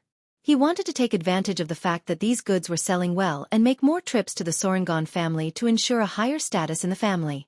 His face was full of confidence, and he even began to imagine how popular he would be when he returned to the clan this time, and how people would look at him with worshipful eyes. Suddenly, he saw a military ship coming from afar. The reason why he said it was a military ship was because the deck of the opposite ship was full of men wearing the Golden Rim dynasty's military uniform. From afar, they were all majestic. Their armor shone in the reflection of the sun. The sabers in their hands glowed with cold light, carrying a murderous aura. A military ship? When he saw the ship, Na-Xian still had a question mark in his heart. He didn't know how many times he had been to the Mekong River, but this was the first time he saw a military ship. The doubt in his heart just flashed through his mind. After all, the most important thing was to deal with the problem at hand. He hurriedly made a gesture to a guard behind him. The guard turned back to the cabin and came back with a money bag with 100 taels of silver in his hand. Nashin took the money bag and put it in his arms. He felt that it was heavy, and at the same time, he felt more confident. When he saw the military ship approaching his ship, he didn't feel so nervous. Come out and be checked. After a wide plank was placed on the ship, the soldiers on the opposite side came over and approached Nashin. Haha, thank you for your hard work. But I wonder why you are here? With a fawning expression, he immediately went up to greet them. What? Do we have to greet you if we want to appear anywhere? The leader of the soldiers looked unhappy. No, I'm just curious. I've never seen you on this route before. Of course, you can appear anywhere you want. By the way, we have a very good relationship with General Dagon. Every time we go to Golden Rim City, we will visit him in his mansion. While smiling, he talked about his background.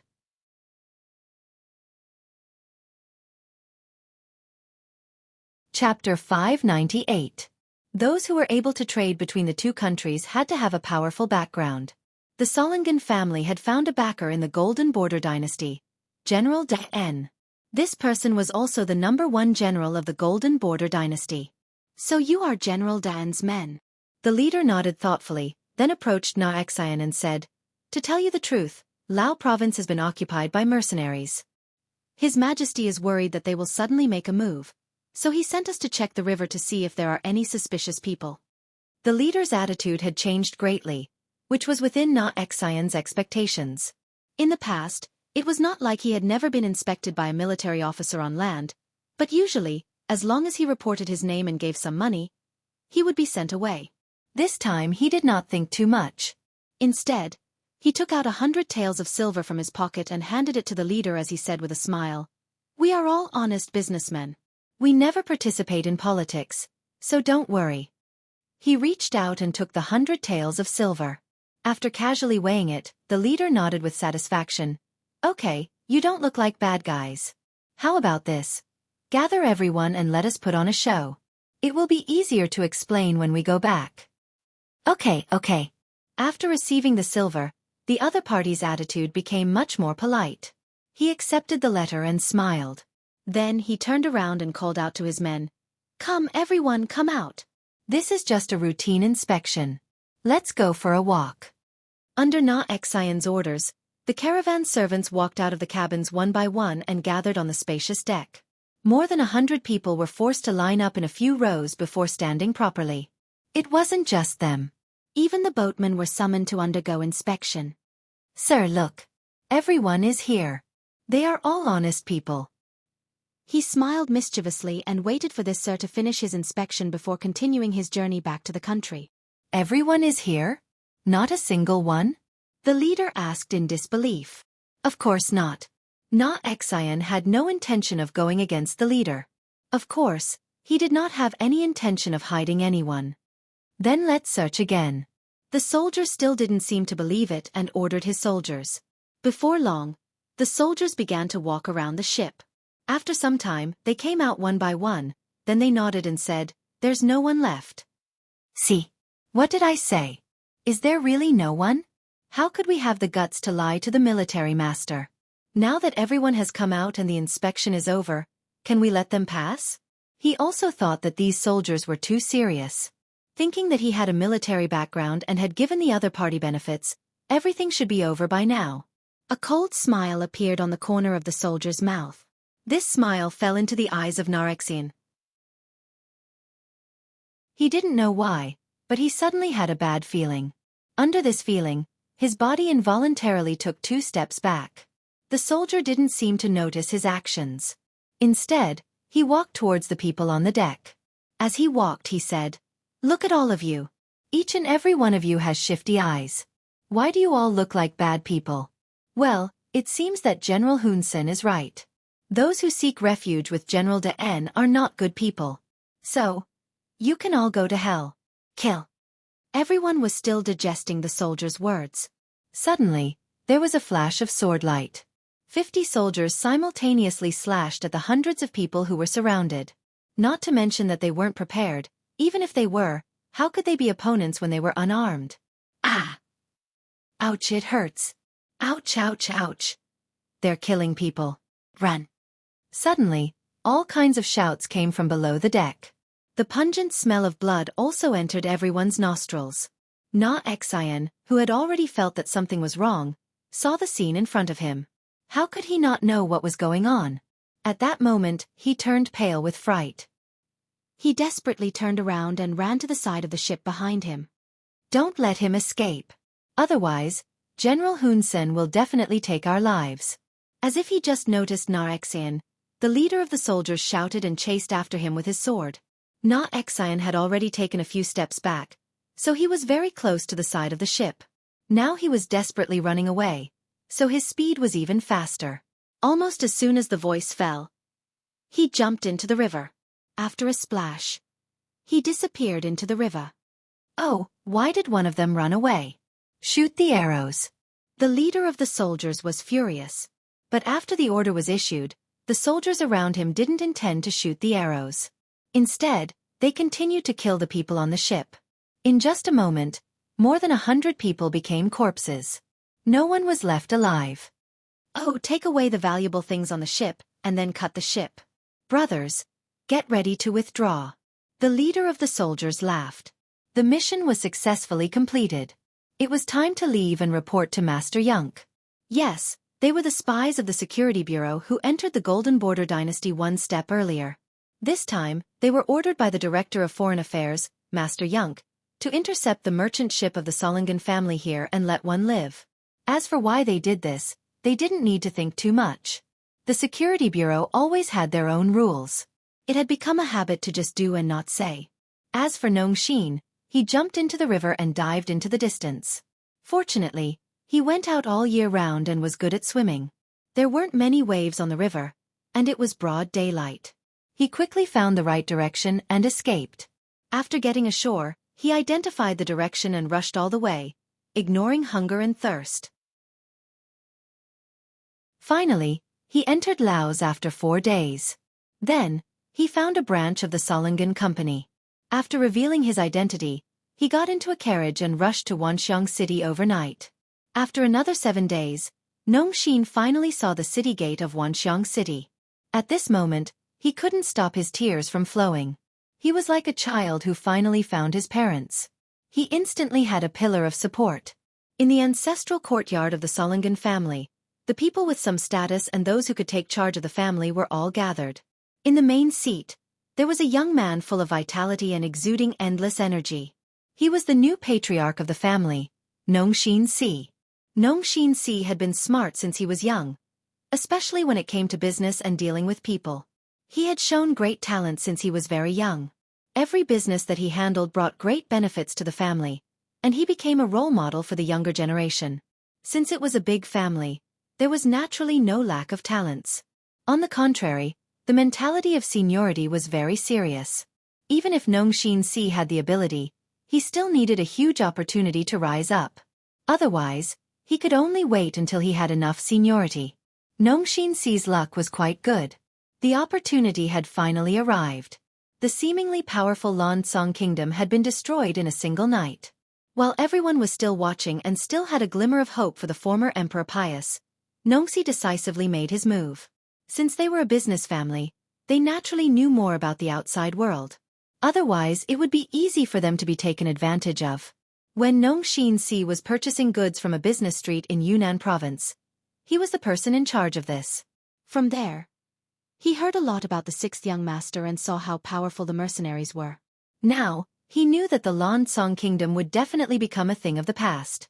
It was impossible for them to make a comeback. As such, he immediately made the decision to form a good relationship with the mercenaries. Opportunities were always prepared for those who were prepared. Since he couldn't form a relationship with the mercenaries, Nongxin Si took the initiative to look for the former state preceptor Long Qi and expressed his intention to form an alliance. Long Qi was also the winner of this political change. Although he wouldn't be able to enjoy any power in the future, he received 5 million taels of business capital. Not only that, he was also allowed to do business in the new Lao province. He wouldn't be pushed aside by the Han merchants in the business street. This was Long Qi's advantage. After Nongxin Si came looking for him, the retired state preceptor felt like a tiger that had grown wings. He now only had money and business qualifications, but he didn't know how to do business and how to make more money. All of these happened to be the strengths of the Sorengon family. A strong alliance, this was what they wanted. Long Qi agreed to the Sorengon family's request for cooperation. As the person who put forward the proposal, Nongxin Si's contribution couldn't go unnoticed. He seized the opportunity and became the new patriarch of the family. The old patriarch entered a state of seclusion. After becoming the new patriarch, Nongxin Si wanted to bring the family to a higher level of glory. He ordered several merchant teams to set off together. He wanted to show everyone how right it was to choose him as the patriarch. However, no one expected that something would happen. Not only did they lose their money, but more than 100 people were killed. If it weren't for Nongxin's good swimming skills and quick reaction, he would have died as well. The Sorengon family would still be in the dark. Nongxin Si knelt on the ground and told everyone what happened at the Mekong River in front of the new patriarch and his family members. As soon as his voice fell, it immediately attracted the angry condemnation of the other clansmen. Bastards, how can these people be so shameless? They're clearly acting like bandits. We can't just let it go like this. We must give them an explanation. Yes, they must give us an explanation. More and more family members were infected by the angry atmosphere. They were filled with righteous indignation. It was as if they would rush to Phnom Penh dynasty and kill the soldiers if they were given a knife. Compared to the angry faces of the other family members, Nongxin Si didn't shout with them. Instead, He began to analyze the whole thing seriously.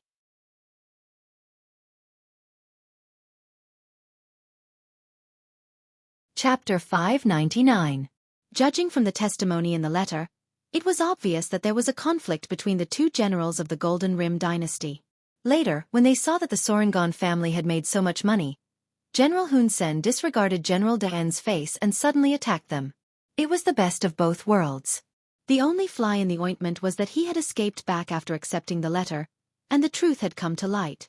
The Sorengon family had been doing business for generations, so they had some money. However, it was obviously unrealistic to say that they wanted to compete with the generals of a country. If they really dared to do so, it would be like hitting a stone with an egg. In the end, the whole family's business in the Golden Bien dynasty would be wiped out. Businessmen mainly pursued wealth, so they would not use weapons unless it was absolutely necessary. Fighting with force was obviously not what Nongxi wanted, nor was it in line with the family's interests. However, since Hun Sen had made a move, how could he let it go? How could he easily bow his head? He would probably not even admit what he had done in the past. In this case, things were a bit tricky. While Nongxi was still thinking about the gains and losses of this matter, the family members had stopped arguing and looked at him. It seemed that this time, the patriarch needed to make a decision. Everyone, please calm down. Let me discuss this matter with Mr. Long Qi and then make a decision. He, Nongxi, didn't make any rash decisions in public. He knew that the more important the matter was, the more he had to calm down. Otherwise, if he acted rashly, he might bring terrible consequences to his entire family. Since the patriarch had spoken, no one had any better ideas, so they had to agree. However, some elders had already said that if this matter was not handled properly, they would consider reconvening the family meeting to choose a new patriarch. Nongxi could be promoted because he had Long Qi's support. However, if this support could not guarantee the family's interests, then they did not mind inviting the old patriarch. From this matter, it could be seen that many people were jealous of Nongxi's promotion. The family was not stable. Knowing the elders' intentions, Nongxi was not angry. Instead, he smiled and promised that the matter would be solved. After that, he brought a few of his attendants to the former state preceptor's residence and met with Long Qi. He was no longer the state preceptor, and Long Qi didn't have as many official matters as before. Even the nobles of Kanglan were still ostracizing him. He wasn't used to being idle all of a sudden. Fortunately, the road of business had opened and he had already begun to reap rewards. Shining silver entered his pocket, making him smile so widely that he couldn't close his mouth. He also seemed to have suddenly become younger. Knowing that Nongxi had come, Long Qi laughed and walked into the main hall. He thought that the Golden Bien dynasty was going to settle the bill. He heard that he could get nearly 50,000 taels of silver, which was equivalent to several years of his salary. How could he not be happy? Mr. Long, something's happened. When he saw Long Qi, Nongxi immediately put down his pride as the patriarch. He cupped his fists and repeated what he said in the letter. Long Qi retracted his complacent expression and quietly listened to Nongxi's words. After understanding the whole situation, his first thought was that the other party wanted to take advantage of him and take advantage of him. But after thinking about it carefully, the other party now had more to rely on him, so they shouldn't do such a thing. Could it be that someone really didn't have eyes and took their money? It was difficult to do business, especially when you had to look at the faces of high officials and nobles. Sometimes you might even suffer a lot if you couldn't manage one aspect well. Although Long Qi hadn't done business before, he still knew the truth. But usually, the smaller the business, the greater the constraints. On the contrary, the more powerful the family, the easier it would be to do business. This was the power of connections. The Sorengon family had been doing business for generations. They had some connections and roots in some neighboring countries, even in the Great Ming dynasty. Logically speaking, such a robbery and murder shouldn't fall on them.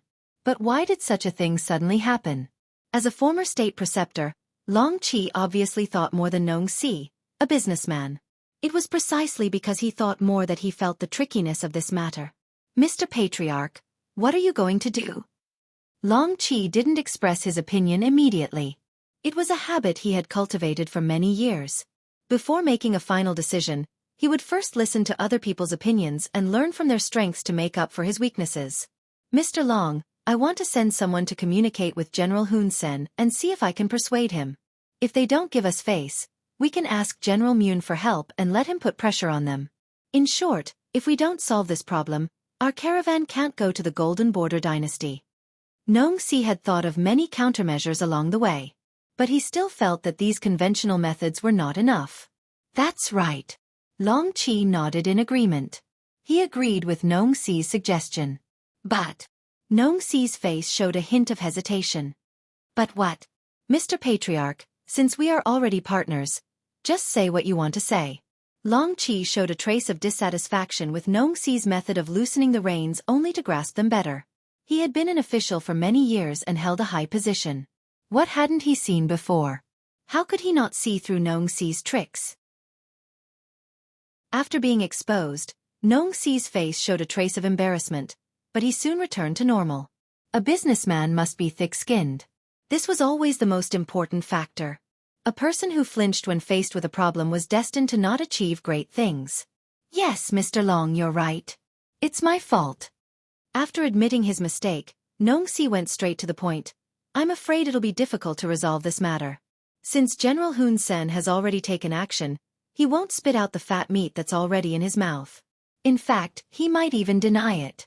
If that's the case, I'm afraid that even if General.At puts pressure on him, it won't work.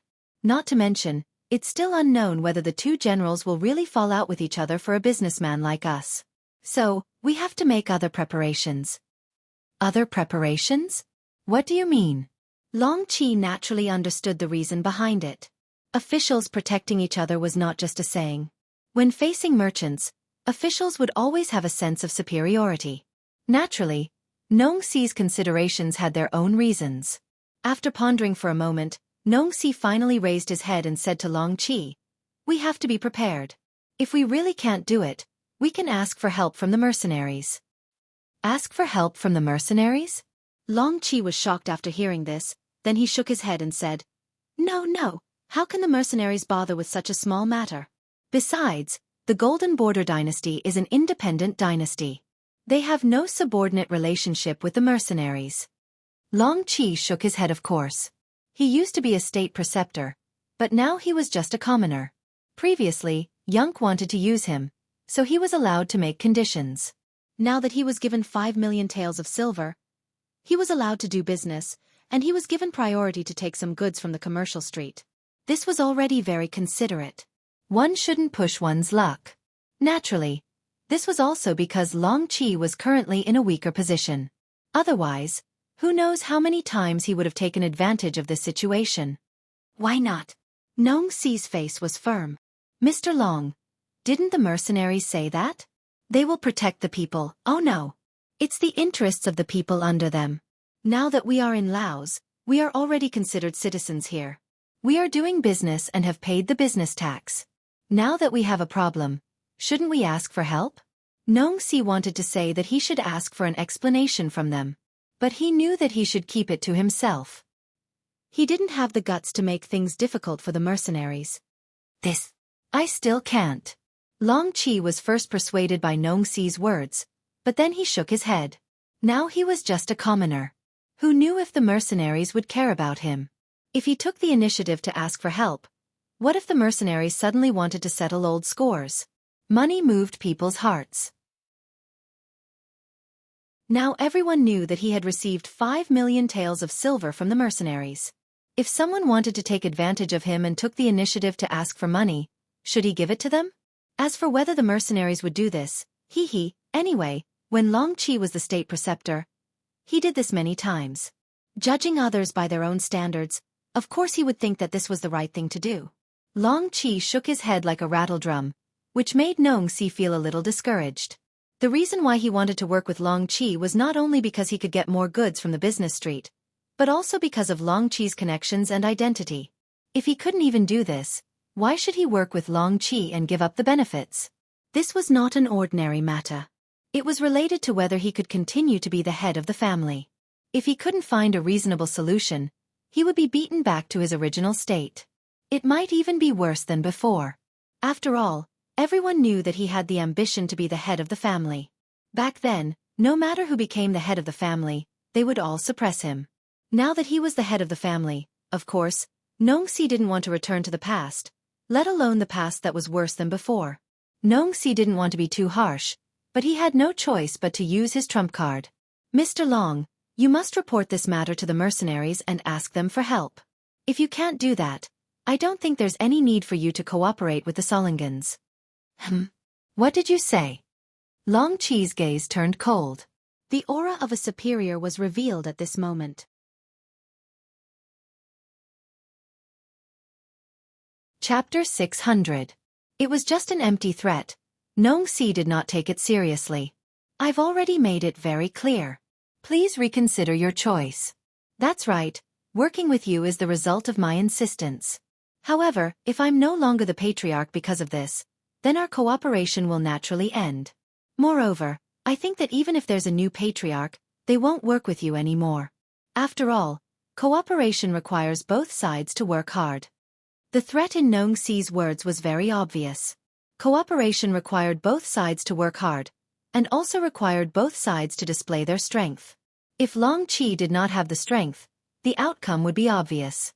Long Qi's expression was very ugly at this moment. He wanted to wave his hand and say that if they did not want to cooperate, then so be it. After all, he had the channels to purchase goods and sufficient funds. However, these were not enough for a businessman. What they needed more was a strong sales network. Coincidentally, these were the things that the Soringon family had and were good at. If he left them, perhaps Long Qi could continue to operate independently. However, it would take a long time to reach a scale. For the sake of money, Long Qi could not make such a brainless decision. Long Qi's expression changed again and again. He smiled very sincerely. Mr. Patriarch, what are you doing? I was just joking. Just as you said, since we are now citizens of Laos, and we are paying business tax, I think they should be more than happy to help us out when we have a problem, right? Long Qi changed his words, or rather, he was forced to change his words. Since the situation was not good, he had no choice but to lower his head. Nongxi smiled in satisfaction. I was just joking with Mr. Long. Since that's the case, when do you think we should talk to the mercenaries about this? This matter cannot be rushed. The mercenaries do big things. How about this? Let me contact them first. I'll give you an answer a day later, Long Qi replied with a smile. He had not contacted Yun Ke for a long time. Now, he did not even know where he was. How could he meet him just because he wanted to? Knowing that Long Qi was going to use his connections, Nongxi's goal was achieved. He smiled and left the state preceptor's residence. In the following time, Long Qi immediately sent out his men. He needed to know where Yun Ke was. Where was Yun Ke? Of course, he was in Wanxiang City. However, as an agent of the Security Bureau, his whereabouts had always been difficult to track. Unless he wanted to meet someone else, it was too difficult to find him except for a limited number of people. It would be difficult for Long Qi to find Skylark. But what he didn't know was that Skylark was paying attention to him. He even got the news that Nongxi went to the Long residence. You're finally anxious? Very good. After hearing his subordinate's report, Skylark's face was filled with a victorious smile. Half a day had passed, but there was still no news about Skylark. It wasn't that his men didn't benefit from it, but the mercenaries were an impenetrable force, and outsiders had no chance to talk to them. They couldn't just go to the camp of the mercenaries or the provincial government to look for them openly, right? If that was the case, it wouldn't be looking for someone, but seeking death. Men, prepare a carriage. We're going to General He's residence. Long Qi had no choice but to rely on his old face to do the job. No matter what, He Guang only joined the mercenaries because of his introduction, so he owed him a favor. However, Long Qi knew that this was the only time he could do this. The next time he had something to do, it was hard to say if He Guang would be willing to meet him. Long Qi was quite lucky. He Guang had just returned from killing bandits outside. After the servant reported, a guard walked out of the residence and led Long Qi to the depths of the residence. In front of the guard, Long Qi also lowered his posture. From this point, it could be seen that he was very clear about his identity. Usually, people like this wouldn't be detestable. In the living room, He Guang met Long Qi. After not seeing him for almost 3 months, He Guang had a colder and more murderous aura. Fortunately, When he saw Long Qi, he intentionally restrained his murderous aura and showed a warm side. State Preceptor Long. Please don't, General He. In the future, you can just call me Mr. Long. Long Qi didn't dare to be arrogant and refused repeatedly. Okay, Mr. Long. How do you have time to come to my residence? He Guang laughed. He was very satisfied with Long Qi's intentional lowering of his status. Sigh, it's a long story. Long Qi said while observing He Guang with the corner of his eyes, waiting for him to ask him. Otherwise, if he took the initiative to ask and was rejected, it would be too embarrassing. He Guang was very respectful and asked with a smile, Mr. Long, do you have any other troubles? You put down your political affairs and focus on being a rich man. This is something that I can't ask for. Long Qi shook his head. General He, you only see the glamorous side of me. You don't know that business is not so easy. You also know that I'm working with the Sorengon family. Not long ago. He Guang sat in his seat with a serious face. When he heard that someone had robbed a merchant ship on the Mekong River, he couldn't help but frown. He wasn't faking it. He was really angry at the audacity of the Phnom Penh dynasty's General Hun senator. The current He Guang could be described as a different person than he used to be. With the power of 30,000 soldiers in his hand, he became the representative of the local forces in Laos. Of course, this representative was not self-appointed. The locals were willing to ask him for help. In front of the mercenaries, he didn't dare to call himself the leader of any other forces. This was especially true for the current governor of Laos, Luan Shaochen. Although he was young, he was decisive in his actions. In less than 2 months, 7 officials had died in his hands because of crimes, and more than 30 officials had been exiled and sentenced to death. It was this decisive killing that made the politics of Laos become clear. The dark things of the past had disappeared. After all, no one would joke about their own life. With the military power in his hands, He Guang was even more careful in his actions. Even when others came to him for help, he knew what he could ask and what he couldn't do. Otherwise, he would be in deep trouble and unable to save himself. He knew more and had more dealings with the mercenaries. He had met Luan Shaochen more than once to discuss the future of Laos. This made him understand what the young man's idea was. The young man wanted to build a strong Laos.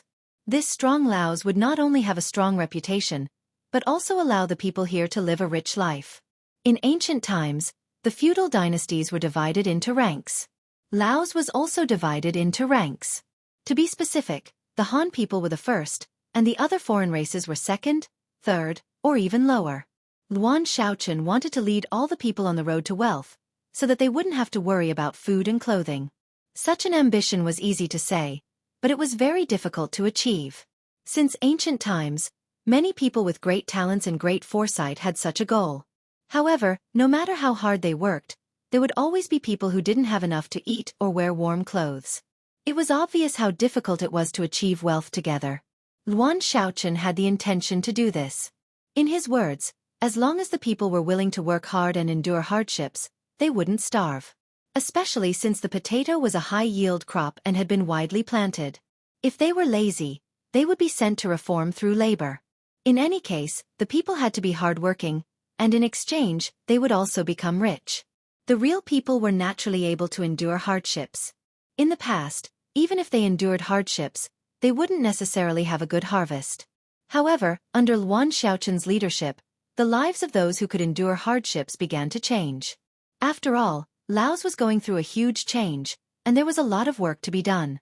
Even if he worked hard to build houses and roads, the remuneration he earned was enough to feed his family. Under Luan Shaochen's leadership, Laos was changing day by day. Following that, the young governor began to focus on the treatment and fairness of the people. With Yang Bao, who could complain about any injustice, there were fewer cases of people bullying others. The people could earn more money and live better lives. They could also gain more respect in terms of human rights. This was all brought about by Luan Shaochen. As the main representative of the natives of Laos, He Guang naturally saw all of this. This also allowed him to have a better understanding of Luan Shaochen's governing philosophy. Luan Shaochen was his direct superior, so how could he do his job well if he didn't figure it out?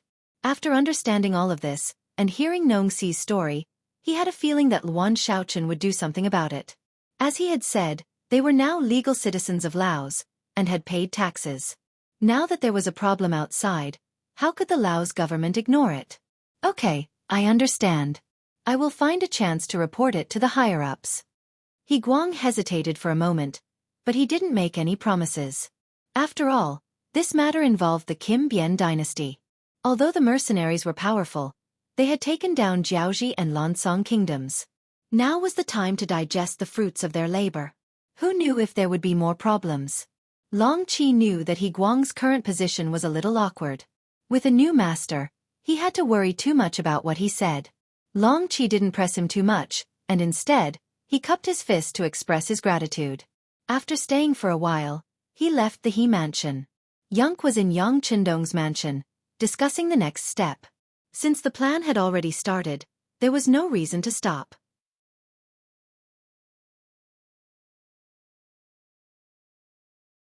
Chapter 601. Report. The Security Bureau just sent news that Long Qi went to the He family's residence and left after an hour. Tiger's Mane walked into the study and reported to Yang Qindong, who was looking at the sand table. Got it. Yang Qindong nodded and said, Pack up. We will head to Wulong City tomorrow morning. Not only was Tiger Edge stunned by this order, but even Skylark, who was analyzing the situation, was also stunned. Wulong City was a big city in Siam that was very close to Lao Province. It was less than 300 miles away from Wanxiang City. However, it was still within Siam's territory. Why did the sixth young master want to go there? The two of them could not figure out the meaning of this step. However, since it was the sixth young master's intention, they had to carry it out. Tiger's Mane nodded and left. Yun Ke, who was left behind, quickly looked at Wulong City on the sand table and fell into deep thought. He lowered his head for the time it took for an incense stick to burn. Then he suddenly shouted, I know, sixth young master is preparing to. Sure. Yang Qindong smiled at Yun Ke and nodded. That's right. I am preparing to go to war with Siam. As for the extent of the war, it depends on the attitude of the other party. The sixth young master. Isn't this too risky? After all, we don't have a lot of troops. If we do this, it will be equivalent to going to war on two fronts. Although Yun Ke believed in the strength of the mercenaries, he could not help but worry when he thought about how the enemy this time was much stronger than Jiaoji and Lansong Nation. This young master knows, but there will only be progress if there is a challenge. Otherwise, wouldn't it be too boring to always suppress others and beat the weak with strength? All right, this matter is only known to the few of us. Don't tell Xiao Chen. The young master is looking forward to seeing how he will perform in such a situation, Yang Qindong said with interest. Yun Ke saw all of this and he was very envious. What did Luan Shaochen do to deserve such attention from the sixth young master? Let's hope that he can have a perfect performance this time. Once he passes this test, his future will be limitless. Not only did he not let Luan Shaochen know that Yang Qindong secretly went to Wulong City, but Yang Qindong also did not show any interest in the matter of the Solangan family. He did not say that all of this was arranged by himself. He just wanted to see if the governor whom he had promoted had the ability to handle things.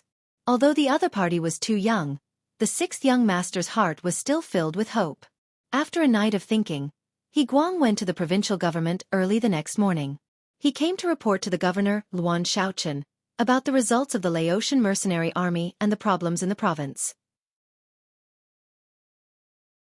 As the governor, Luan Shaochen was not only in charge of the civil affairs, but also the military. This made him very busy, but also greatly increased his power. For example, if one were to take control of the military and government at the same time, it might cause problems in peacetime. However, in an unstable and dangerous place, such a method of centralizing power in one person was still necessary. At the very least, it would save a lot of unnecessary wrangling. Compared to 2 months ago, Luan Shaochen was thinner and more tanned, but he looked more energetic. After the attendant invited He Guang into the office, he held a piece of paper in his hand and asked 7 or 8 questions. This was one of the methods Yang Qindong used to train them.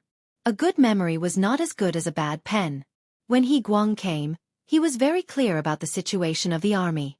Naturally, he answered all the questions without showing any panic. About an hour later, the questions were answered. Luan Shaochen nodded with satisfaction. General He, Thank you for your hard work. Laotian is going to be a period of great development in Laotian. We absolutely cannot allow any chaos in public security. So, please don't relax and keep an eye on things. If you find any problems, solve them immediately. If you can't solve them, just report to me. Yes, Governor Luan, don't worry. I know what to do. He Guang's attitude was very humble. He did not dare to call himself a general in front of Luan Xiaochen. After the work report, Luan Xiaochen picked up the tea on the desk and took a sip. Subconsciously, she reminded He Guang that he could leave. Usually at this time, the subordinates would immediately stand up and leave with the excuse that they still had work to do. However, this time, He Guang did not do so. Instead, he said tentatively, Governor Luan, I have something that I should report to you. What is it? Luan Xiaochen was a straightforward person. He was too busy with work. If he was not too busy, he would not ask He Guang to leave immediately. Because in a while, it would be time for the next person to report. It wouldn't be good to chat with others while drinking tea and delaying the main work. Since he had made up his mind, He Guang no longer hesitated. Instead, he used the simplest and most concise words to explain the matter that Long Qi had told him. After saying this, he immediately shut his mouth. He could pass on the message, but it was not up to him to make the final decision. He originally thought it was a military matter. He did not expect that the citizens involved were treated unfairly in other countries. This was the first time he encountered such a matter. For a moment, Luan Xiaochen did not know how to deal with it. However, his intuition told him that it was not a small matter. Okay, I understand. How about this? I will go to General He's residence tonight. Haha, speaking of which, I have been here for more than 2 months, but I have been busy and did not visit your wife. It is very rude of me. And, when the time comes, I would like to ask General He to invite the people involved. I want to hear their words. Luan Xiaoli's face was full of smiles. When He Guang heard this, he was excited. Yes, then this general will be waiting for the governor's arrival tonight. What do you mean by not arriving? He said that he was just going to walk around casually. Don't make such a big commotion. Luan Xiaochen was still smiling, but the reminder in his words was very obvious. That was, he wanted to keep the matter of him going to the He residence as low-key as possible. Don't let everyone know. He Guang immediately understood Luan Xiaochen's meaning. The other party did not want to make a big commotion before making a decision. He immediately nodded. Yes, Governor Luan is right. We are just going to walk around in private.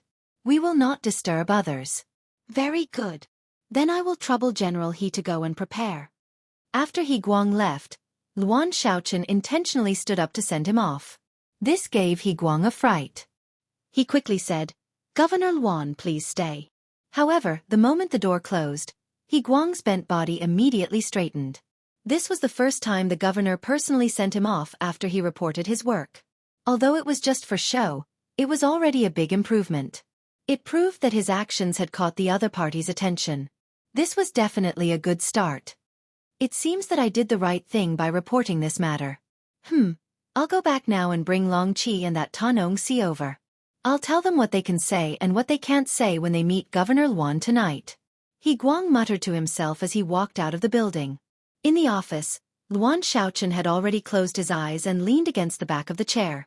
Early this morning, he received the decision of the 6th young master to go on patrol. Therefore, when such a problem arose, it was impossible for him to ask for advice. Thinking about what Beta Persei said in the letter, the 6th young master said that you should work as you should, as long as everything is reasonable and legal.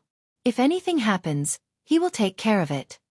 This was not as simple as just saying. Luan Xiaochen knew that since the 6th young master said it, he could really do it. Even so, if he asked for advice on everything, he would be too narrow-minded. It's just the Phnom Penh dynasty. Daring to touch the caravan of Lao province is tantamount to provoking the Lao provincial government. Even so, it is absolutely impossible for the other party to not give an explanation. Otherwise, if they attacked the caravan this time, I am afraid they will attack us next time. After making a general decision in his heart, Luan Xiaochen opened his eyes again. At this time, there were footsteps outside the door. It was the next official to be received. He Mansion. Today, after He Guang came back, the He residents began to clean up. Then, his personal guards were sent out one by one to be responsible for the safety of the surrounding streets. In short, Governor Luan came to his residence to give him face. Then, he absolutely could not have any problems. Not even the slightest bit. When the sky just turned dark, Long Qi and Nong Si appeared at the door of He Mansion. Sure enough, they were traveling light. Each of them had only brought a personal attendant with them. It was not as simple as what the messenger had said, that they did not cause any commotion. At this time, Nong Si was very excited. Even when he arrived at He Guang's mansion, he still felt like he was in the clouds. Originally, he thought that after forcing Long Qi, even if he would think of a way, there would not be a result so quickly. After all, this person had already retired from the position of state preceptor. Moreover, he was a minister of the previous dynasty. Seriously speaking, it was already good that he was not punished. But who would have thought that the other party really found General He Guang? What was even more unexpected was that the matter had already been reported to Governor Luan. Who was Governor Luan? Although he had the title of governor, there was no difference between him and the previous king of Lansong Kingdom, Piaci.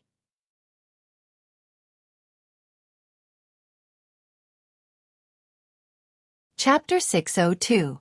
It was rumored that Governor Luan was very young and his future was limitless. If he could establish a good relationship with him, would the Sorangon family still have to worry about the future? He had asked around and found out that many big shots in Lansong wanted to meet Luan Xiaochen and have a meal with him. However, they had no way to do so. Now he had done it. From the moment he received the news, he wanted to shout out to the entire Lansong nation, no. It should be said that everyone in Laos knew about it. However, considering that He Guang had told him to keep a low profile, he suppressed his excitement and followed Long Ping to the He residence. The moment he entered the He manor and saw He Guang, Nong Si had a very respectful look. To him, it was rare to be able to establish a good relationship with He Guang. All right, Governor Luan will be here soon. Whatever he asks, just answer. If you don't know, don't say anything. He Guang reminded with a dark face. Of course, these words were mainly directed at Nong Si. Long Qi had been a state teacher before and knew what to do better than him. Yes. Nong Si was an understanding person, so he kept nodding. All right, then we'll stand here and wait for Governor Luan to come. After He Guang finished speaking, he stood there in a very standard military posture, giving people the feeling that Governor Luan would appear in front of him at any time. Long Qi and Nong Si naturally didn't dare to say anything. They also stood behind He Guang and waited. Fortunately, this didn't last very long. In less than an hour, a soldier in armor ran over. Seeing this soldier appear, He Guang's face turned serious. He turned around and said softly, "He's here." Then he turned around and looked into the distance until a group of people slowly appeared. Luan Xiaochen also kept a low profile this time. Other than himself, there were only 6 Long Feng guards. After becoming the governor of a province, Yang Chendong gave him the standard of a squad of guards. However, he would not bring all of them with him. Usually, he would only bring 4 to 6 people with him when he took a break. Greetings, Governor Luan. Seeing that Luan Xiaochen was about to appear in front of his residence, He Guang had already stepped forward to welcome him with a fawning expression. His attitude was completely different from He Long Qi and Nong Si's earlier attitude. General He, I'm sorry to have kept you waiting. I had some business to deal with at the last minute, so I was delayed. Luan Xiaochen was very young and humble. Even when facing his subordinate, He Guang, he still had a humble expression on his face. This was hard to imagine. Feudal dynasties had a strict hierarchy system. Superiors were always indifferent to their subordinates. Even if they did something wrong, they would not admit it. Of course, the subordinates would not dare to pursue the matter. However, Luan Xiaochen came late and apologized, which greatly exceeded the expectations of Long Qi and Nong Si. The two of them looked at each other at the same time, as if to say, could the person who came be Governor Luan? How could he apologize to a subordinate general? This didn't make sense. He Guang stood there. He was also frightened by Luan Xiaochen's attitude. Although the other party just said it casually, he still expressed his apology. This suddenly made him very nervous. Governor Luan, please don't say that. You are a superior. We should wait for you. Hey, you can't say that. The sixth young master said that all people are born equal. As long as everyone is willing to work hard, is willing to improve, and has a benevolent heart, then they will be respected. So, I came late and delayed your time. It's just an apology. It's nothing. It's something that should be done. Luan Xiaochen suddenly became serious, as if he was talking about something very important. He Guang also put away the charming smile on his face. Luan Xiaochen had mentioned the sixth young master, who was a godlike existence in the eyes of some people. Even He Guang had only seen Yang Chendong once when he entered the city. At that time, he was so scared that he didn't dare to raise his head. He only knew that the sixth young master was very powerful, very powerful. Now that even Governor Luan Xiaochen was so serious, he of course had to stop smiling. These words also reached Long Qi and Nong Xi's ears, and they couldn't help but tremble. Since Governor Luan Xiaochen said that all people were equal, didn't it mean that they had a chance? After all, they were also citizens of Laos. After a simple greeting at the door, He Guang quickly invited Luan Xiaochen into the house. This is the first time I'm visiting. I brought some gifts for sister-in-law. General He, please accept it. Luan Xiaochen said with a smile as he casually sized up the He residence. A Lung Feng guard behind him then handed over a very exquisite box. This was the first cosmetics and perfume that were taken out of the imitation warehouse. After continuous development and self-processing in Qiming City, there was a new brand and packaging, Yang's Beautiful Beauty. Yang's Beautiful Beauty cosmetics had now become the best item in the eyes of upper-class women. Not only could it make women whiter and delay aging, there was also a set of 6 bottles of perfume that could make women exude different fragrances. The value of this set alone was more than 2,000 taels, and it belonged to the kind that had a price but no market. If it could be taken further away, even if the price was several times higher, it would still be a hot commodity. Thank you. This general thanks Governor Luan for his kindness. He Guang took the gift with a flattered look and carefully put it in the hands of the servant. He spread his right arm and said, Governor Luan, the banquet is ready, please. Let's go together. Luan Xiaochen still smiled and nodded, and under He Guang's lead, step by step, walked towards the banquet hall. Several people walked and chatted, and Long Qi and He Nongxi were also introduced to Luan Xiaochen by He Guang. Mr. Long has made a great contribution to the liberation of Lao province. This is something that the world will not forget. Looking at Long Qi, Luan Xiaochen said seriously. Thank you for Governor Luan's recognition. Thank you. Long Qi said with tears running down his face. Since the Lansong kingdom was destroyed and changed to Lao province, who knows how many people scolded him behind his back, saying that he was a traitor, unfilial, and so on. Although Long Qi could shamelessly ignore all of this, he still found that many people alienated from him. There were even people who threatened that a disloyal person like Long Qi would not really believe him. The current Lao province was only because it wanted to stabilize, so it did not bring up the old debts. It would not be long before someone came to find trouble with him. What a joke. The mercenaries gave Long Qi 5 million taels of silver. That was a huge sum. How could he not take it back? It was only a matter of time. Look, Long Qi would not be able to jump around for long. When these words reached Long Qi's ears, he was already trembling with fear. It must be said that he had considered this problem before, and he had the same worries, but what could he do? Leave now? If he really did that, it would only speed up the mercenaries' pace of making a move on him. After thinking about it, Long Qi decided to stay quiet, and he even reduced the chances of him showing up. It was so that people could gradually forget about him. Just like when he partnered with the Solingen family to do business, he would not show up. Instead, he chose to make a fortune in silence. This time, if it wasn't for this problem, he would also not want to have any dealings with the mercenaries. Even if Luan Xiaochen's power was monstrous, he did not want to see him if he could. Long Qi was not the only one with this idea. In the current Lao province, the mercenaries seemed to have gained a firm foothold, and they had gained the support of many people. However, the ones who truly supported them were the commoners who had benefited from them, as well as the Han people living in Lao province. Because of the arrival of the mercenaries, the commoners had their own fields, jobs to do, and money to earn. Their lives were much better than before. With the thought of not forgetting the person who dug the well when they drank water, they would naturally be grateful and support such a force. There was no need to mention the Han people. Ever since this place became Lao province, their status was extremely stable, regardless of whether it was in terms of treatment or the degree of respect they received. As Han citizens, they were given more farmland than the other races. Even if they were to work, their income would still be twice that of the other races. As Han citizens, they also enjoyed a high personal status.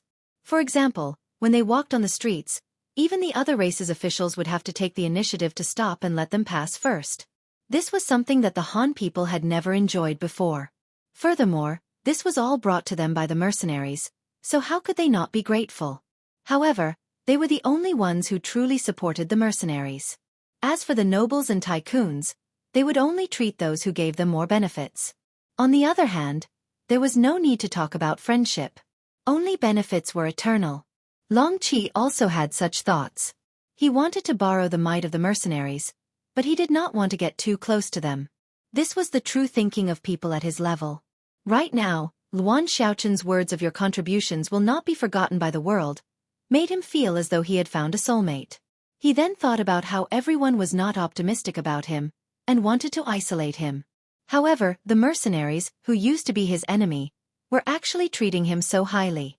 Under such a comparison, he could not help but feel like crying. When Luan Xiaoqin saw Long Qi's expression, a smile appeared in his eyes. He knew that the other party was in a difficult situation and needed his help. There was no need for him to be courteous. As if he had just thought of something, he said, "Mr. Long, you were once a grand tutor. I'm sure you have a lot of connections. How about this? If you have the time, you can interact with some of the nobles, and contact some of them to contribute to the development of Lao province. If you need any help, our provincial government is willing to back you up. How about that?"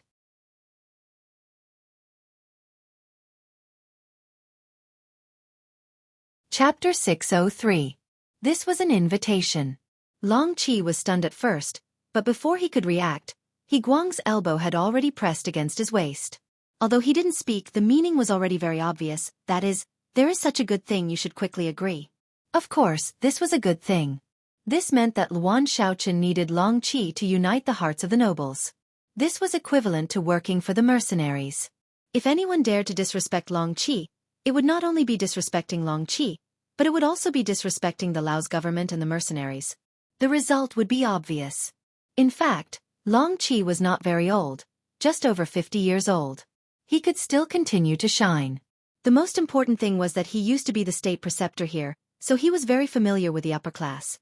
The matter of unifying the hearts of the nobles, in the eyes of an outsider like Luan Xiaoqin, may not be easy to do. It would take a lot of time just to investigate and understand some things. But it was not a problem for him. It was not an exaggeration to say that it was easy to do.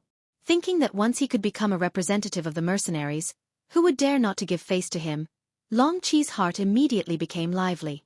At the moment, his old face flushed red and he cupped his fist to Luan Xiaoli. "Thank you, Governor Luan.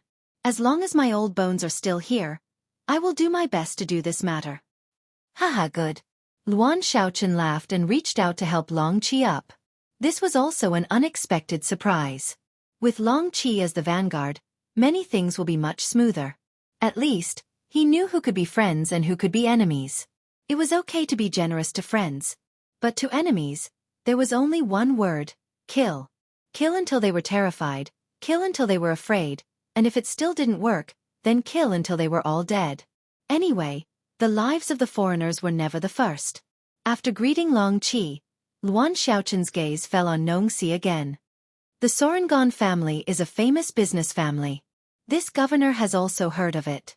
You are very business-minded and capable. Your business channels are also perfect, which is admirable. I don't dare. Nongxi saw that Long Qi had already leaned over, and his face was already full of envy. But he knew that such a good thing had nothing to do with him. Not for anything else, just because they were businessmen. Businessmen could not be too political. Otherwise, if they wanted to do business in other countries to make money, they would be ostracized. That would be a great loss. Luan Xiaoqin did not have the intention to rope him in. The development of Laos could not be done without businessmen. But that didn't mean that he couldn't live without a single merchant. Could it be that he, Butcher Zhang, would be able to eat a pig with hair if he left? As they spoke, they arrived at the banquet hall. Luan Xiaochen naturally sat at the head of the table. He Guang sat on the left, Long Qi sat on the right, and Nong Si sat on the opposite side. Wine and dishes were served, followed by a toast. After 3 rounds of wine and 5 dishes, everyone was almost done eating. Next, it was time to get down to business. Nong Si gave full play to his potential as a businessman. He told the story of Sorangan clan's encounter on the Mekong River as if it was a story. He didn't add anything, nor did he add any personal opinions. He knew that such a big event couldn't be exaggerated at all. Otherwise it would easily backfire. Luan Xiaochen listened very carefully. Even when Nong Si finished talking, he did not express his opinion at the first moment. On the other hand, He Guang, who was sitting on the left, reprimanded General Hun Sen's behavior. It seemed that he did it deliberately. After all, he was now a mercenary. Of course, he had to stand on the right side. Hun Sen? What's his background and identity? Luan Xiaochen wanted to know more about the situation, so he looked at the 3 people. Let me answer that, Long Qi said. He had always wanted to perform well. As a former state preceptor, he was very familiar with the situation of the surrounding countries. It was not an exaggeration to say that he knew everything. From Long Qi, Luan Xiaochen learned more about Hun. Senator Hun Sen was one of the important military representatives of the Golden Bian dynasty. His position in the army was second only to General De. Although they were both generals, Hun Sen and De were quite different. General De would treat his soldiers with sincerity. Unless it was necessary, he would not be too cruel to his soldiers. If possible, he would try his best to give his soldiers some opportunities to improve themselves. Hun Sen was different. This person was ruthless and extremely greedy. He even dared to embezzle the pay of his soldiers, which caused many people to be dissatisfied with him. However, this person was very good to those who were stronger than him. He would give gifts during festivals, which made him a good impression in the eyes of the higher-ups of the Golden Bian Kingdom. Even King Boromir had a good impression of him. It could be said that he was a typical example of flattering the superior and bullying the inferior. There were too many people who had received benefits from him, so it was difficult to touch him. After Long Qi introduced the situation one by one, he finally added some of his own thoughts. As far as this old man knows, although this person is ruthless, he is still very discerning when doing things. He is very clear about who can be offended and who can't be offended. This time, he suddenly attacked the Sorangan family, which is different from his usual behavior. It is really unreasonable. What Long Qi meant was that the Sorangan family was a part of Lao province and had a good relationship with De in the Golden Bian Kingdom. Logically speaking, Hun Sen should not have any thoughts of attacking them. Could it be that he was blinded by greed and dared to rob money for money? Long Qi could not be blamed for having such thoughts. This matter was not done by Hun Senator, it was done by Yang with Yang Chendong's consent. The reason why Hun Sen was chosen was that this person was very greedy and was very famous. If he was not the scapegoat, who else could it be? Of course, Luan Xiaochen would not delve into the reason. He only knew that the citizens and merchants of Lao province had been persecuted. As the governor of the province, he had to seek justice. Otherwise, an official who only knew how to be unruly in his own home would not be respected. After seriously understanding the matter, Luan Xiaochen's eyes fell on Nong Si, wanting to hear his opinion. Nong Si knew that it was time for him to express his opinion, so he told Long Qi his plan.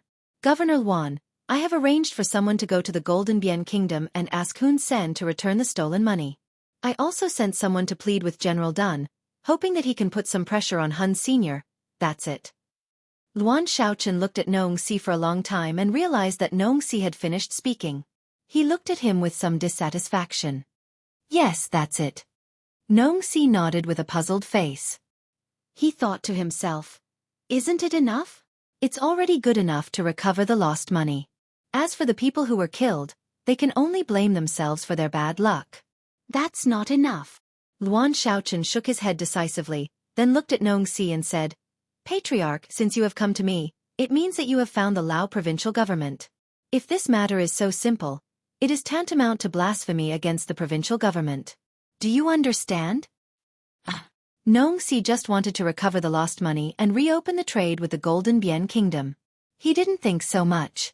Looking at Nong Si's shocked face, Luan Xiaochen shook his head. Businessmen are businessmen, after all. They only see the benefits in their eyes. How can they see the big picture? It seems that I need to remind him. Patriarch, now I'm giving you two choices. First, pretend that you didn't report this matter to the provincial government, and we didn't receive your request. You can deal with it yourself. Whether you suffer a loss or gain, it's your family's business. Second, report this matter to the provincial government and ask them to hand over the murderer, compensate for the loss, and make a public apology, and guarantee that this kind of thing won't happen again. As for whether they will agree or not, we will communicate with them. If they are really arrogant and don't put the citizens and businessmen of Lao in their eyes, then we will have to teach them a lesson. Teach them a lesson. He Guang heard it clearly. Governor Luan, do you mean to send troops? I don't rule out that possibility. Luan Xiaochen didn't hesitate and said directly. Hiss. Whether it was He Guang, Long Qi, or Nong Si, when they heard that Luan Xiaochen didn't rule out the possibility of sending troops, they couldn't help but suck in a breath of cold air. It's just losing some money and some people. These losses are the Sorangan family's own business. They didn't pay more taxes to the Lao government, but because of this, Luan Xiaochen didn't hesitate to send troops. This result is really unexpected, and they didn't even think about it before. At this moment, the way the three looked at Luan Xiaochen changed. Although this person is still young, he seems to be covered with a layer of halo that makes people look up to him. Okay, Patriarch, you can make a choice. What I can say is that no matter what choice you make, I will respect you. But please remember, if you don't want to make a big deal out of this, then all the consequences of this matter will be borne by your family. If you encounter unfair things in the future, don't think that we will stand up for you. In other words, there is only one chance, understand? Of course, Luan Xiaochen had his own reasons for saying this. Lao had just been established, and there were too many things to be done. It was not the right time to start a war. It would be best if they could avoid it. However, if the Sorangan family were to request the government, it would be a different story. If they were to ignore the request, it would be a disheartening blow to the hearts of the people, which would be detrimental to the establishment of a united Lao province.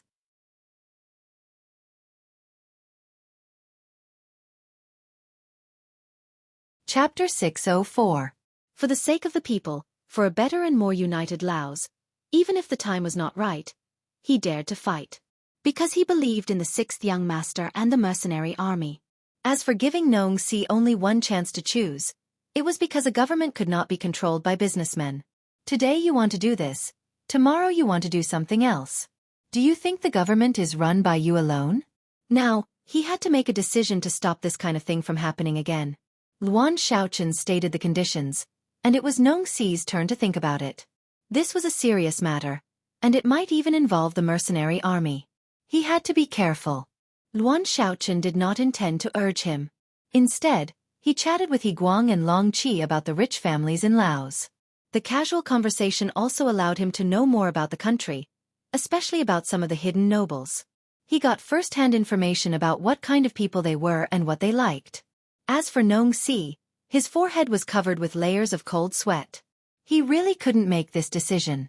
He wanted to ask if he could go back and think about it, but he thought about Luan Xiaochen's identity. This time, he took the initiative to ask for help. How could he be given time to think about it? However, if he really sent the army for a few 100,000 taels of silver, it would be a bit of a joke. But if he did not ask Luan Xiaochen, would Hun Sen let him go? He had already robbed him once, and he had already offended him. He was afraid that there would not be a second time. Increase the protection of the caravan? What a joke. That was Hun Sen's territory. Even if he hired more people, how could he be a match for Hun Sen? Not to mention that hiring one more person would cost more money, which was not in line with the rules of businessmen to save money. In other words, if he did not ask for help from the Laos government, he was afraid that the Sorangans would not be able to trade with the Phnom Penh dynasty in the future. Not only would he lose a big customer, but he might also cause Luan Xiaochen's dissatisfaction. What? You came to ask me for help, but after I gave you an idea, you became timid. What do you think the Laos government is? On the other hand, if things got out of hand, the business of the Golden Rim dynasty might really be abandoned. But it wasn't that there weren't any benefits. On the contrary, there would be great benefits. After this incident, the Solingen family would become famous. In the future, wherever their caravan went, who would dare to provoke them? Wouldn't they be afraid of the mercenary army? In the long run, enduring the pain for a while seemed to be a good thing. After all, he, Xianxia, was still young and had some guts. In addition, if he couldn't solve this problem, he would have to give up the position of patriarch. This was something he was unwilling to accept. After thinking about it, there seemed to be only one choice left. How is it? Has the clan leader made his decision? Luan Shaochen could wait, but he couldn't wait endlessly. There were so many things for him to deal with. Every minute was precious to him. Knowing that he had to make a decision, Xi's eyes flashed with determination. Okay, I'll listen to Governor Luan's orders. He Guang and Long Qi weren't surprised that Xi would be so tactful. If he hadn't made such a choice, they would have been suspicious and cut off all ties with him. After all, in a place like Lao Province, disobeying Luan Shaochen wouldn't lead to anything good. Okay. Luan Shaochen patted the table to show that he was a little excited. That's it. Don't stop what the Solingen family has been doing. Once the Golden Rim dynasty gives a result that is not satisfactory, you report it to Yang Pao. After everyone knows about it through the World Knowledge Tea House, it's time for our government to step in. Luan Shaochen didn't intend to directly put pressure on the Golden Rim dynasty. He even used the excuse of sending troops. At this stage, the main focus of the provincial government was still on economic development. If he really did this, it was inevitable that he would encounter some opposition. Although with his identity and relationship with Yang Chendong, he could make his words carry weight. After all, they were all working together. It was better not to fall out with him if it was possible. If this matter was reported to Yang Bao and the whole world knew about it, then even if it was for the sake of dignity and face, they could only fight. Only the people in the government would not say anything else. Only when the people's hearts were united could they do great things. Luan Shaochen made a plan according to his thoughts. After an hour, he left He Mansion in a low-key manner. Unless he had arranged a spy here before, otherwise, he would not know that Governor Luan had visited his mansion at night. When Yang Chendong received the information from the Security Bureau that Luan Shaochen had visited He Mansion at night and met with Long Qi and Xi secretly, the corners of his mouth curled up. No, Governor Luan knows when to advance and when to retreat. It's good that he knows to keep a low profile before things are settled. But if that's the case, I think we have to speed up our actions. Looking at the vast dense forest in front of him, he issued a military order: speed up the march and gather at the designated place. The capital of the Golden Rim dynasty was Golden Rim City. The people sent by the Solingens finally arrived. They found General Dagon and asked him to put pressure on the Golden Rim dynasty. At the same time, they found General Hun Sen to express their dissatisfaction and their intention to ask for the silver back. Hun Sen was naturally confused. Why did he have to give the silver back to them? Moreover, it was more than 100,000 taels. Did they think he was easy to bully? They could find any reason to bully him. The other party was just a businessman from Laos. He couldn't represent the Laos government, let alone the mercenaries. Why should he be afraid of such a person? As a result, he was kicked out before he could even see General Hun Sen's face. The soldiers also threatened that if he dared to make trouble again, it wouldn't be as simple as kicking him out next time. At least a part of his body would be left behind. The people from the Solingens who found General Dagon didn't have a good ending. General Dagon had only received some benefits from them. Why would he fall out with another general with real power for such a small benefit? Choosing the lesser of two evils, Dagon's approach wasn't wrong. But what he did was equivalent to cutting off all hope for the Solingens. The people who were sent out returned to Wanxiang City and reported the result to the Patriarch, Xi. If it was before, Xi would have been heartbroken and helpless when he heard the result. But now, he knew that Governor Luan would take action. He naturally had confidence in his heart. He immediately ordered people to find the arranged reporters, and let them report to Yang Pao about the tragedy of the Solingens caravan in Shangding City of the Golden Rim dynasty. It was also known as the Mekong River tragedy. The next day, the Yang family published the Mekong River tragedy in the newspaper. The news spread through the World Knowledge Tea House and soon caused a great sensation. The injustice suffered by the Solingans in the Golden Rim dynasty had been spread throughout the upper class of Laos. This was naturally because of Long Qi. During this period of time, under the banner of Luan Shaochen, he secretly met with many nobles of the Lansong kingdom. While deepening his friendship with them, he also reached a lot of consensus. This was not only because Long Qi, as the state preceptor, was good at talking with people. There was also a more important reason. All the nobles knew that there was no hope of reviving the country. Even their king, Piaci, was said to have been sent to the sea and put under house arrest. Without a leader, they were like a pile of loose sand. It was too difficult for them to make any progress.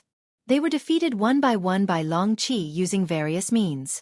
It was one thing for Long Qi to say it, but it was another thing for it to be published in Yangpao. This would make it known to everyone. It was even tantamount to forcing the government to make a statement. Could it be that the young Governor Luan was ready to put pressure on the Golden Rim dynasty and was even prepared to go to war? When the nobles were still guessing how much trouble this matter would cause, the news spread to the people and really caused a lot of anger. Many people were very unhappy with the behavior of the Golden Rim dynasty. With the help of some people, there were already many people who thought that the Golden Rim dynasty should give an explanation for this matter. If they still did not bow down, then they would not hesitate to go to war. For this reason, many young people said that once the war started, they were willing to sign up for the army and do their best to protect the dignity of Laos.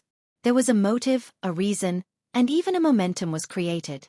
On the third day, Luan Shaochen, who had been secretly paying attention to this matter, finally expressed his opinion at a meeting of the provincial government. He had every reason to suspect that the injustice suffered by the Sorangan family was caused by the Phnom Penh dynasty. Their ultimate target was Laos, which was still under construction and development. As the governor of Laos, he said that he liked peace and loved peace. However, if anyone dared to trample on the dignity of Laos, then he would not hesitate to go to war. Even if he had to pay the price, he would seek justice and an explanation. He even reserved the right to send troops to seek justice. Luan Shaochen's words naturally caught the staff of the provincial government off guard. This was an economic development meeting. How could they talk about war? Wasn't this off topic? However, anyone who had seen Yangpao in the past 3 days knew that Governor Luan was also forced. After all, the people under his rule had been treated unfairly. If they did not make a statement and did not give an explanation, then who would believe them? As a result, although Luan Shaochen suddenly made a statement, there was no one who stood up to stop him at the meeting. This was because not only did they doubt Luan Shaochen's ability, but also the vast majority of the people of Laos. In the face of such a powerful force, who would stand up to stop him? You're tuning in to the Wisdom Diary YouTube channel. Don't forget to subscribe and join us on this journey to catch the most captivating stories.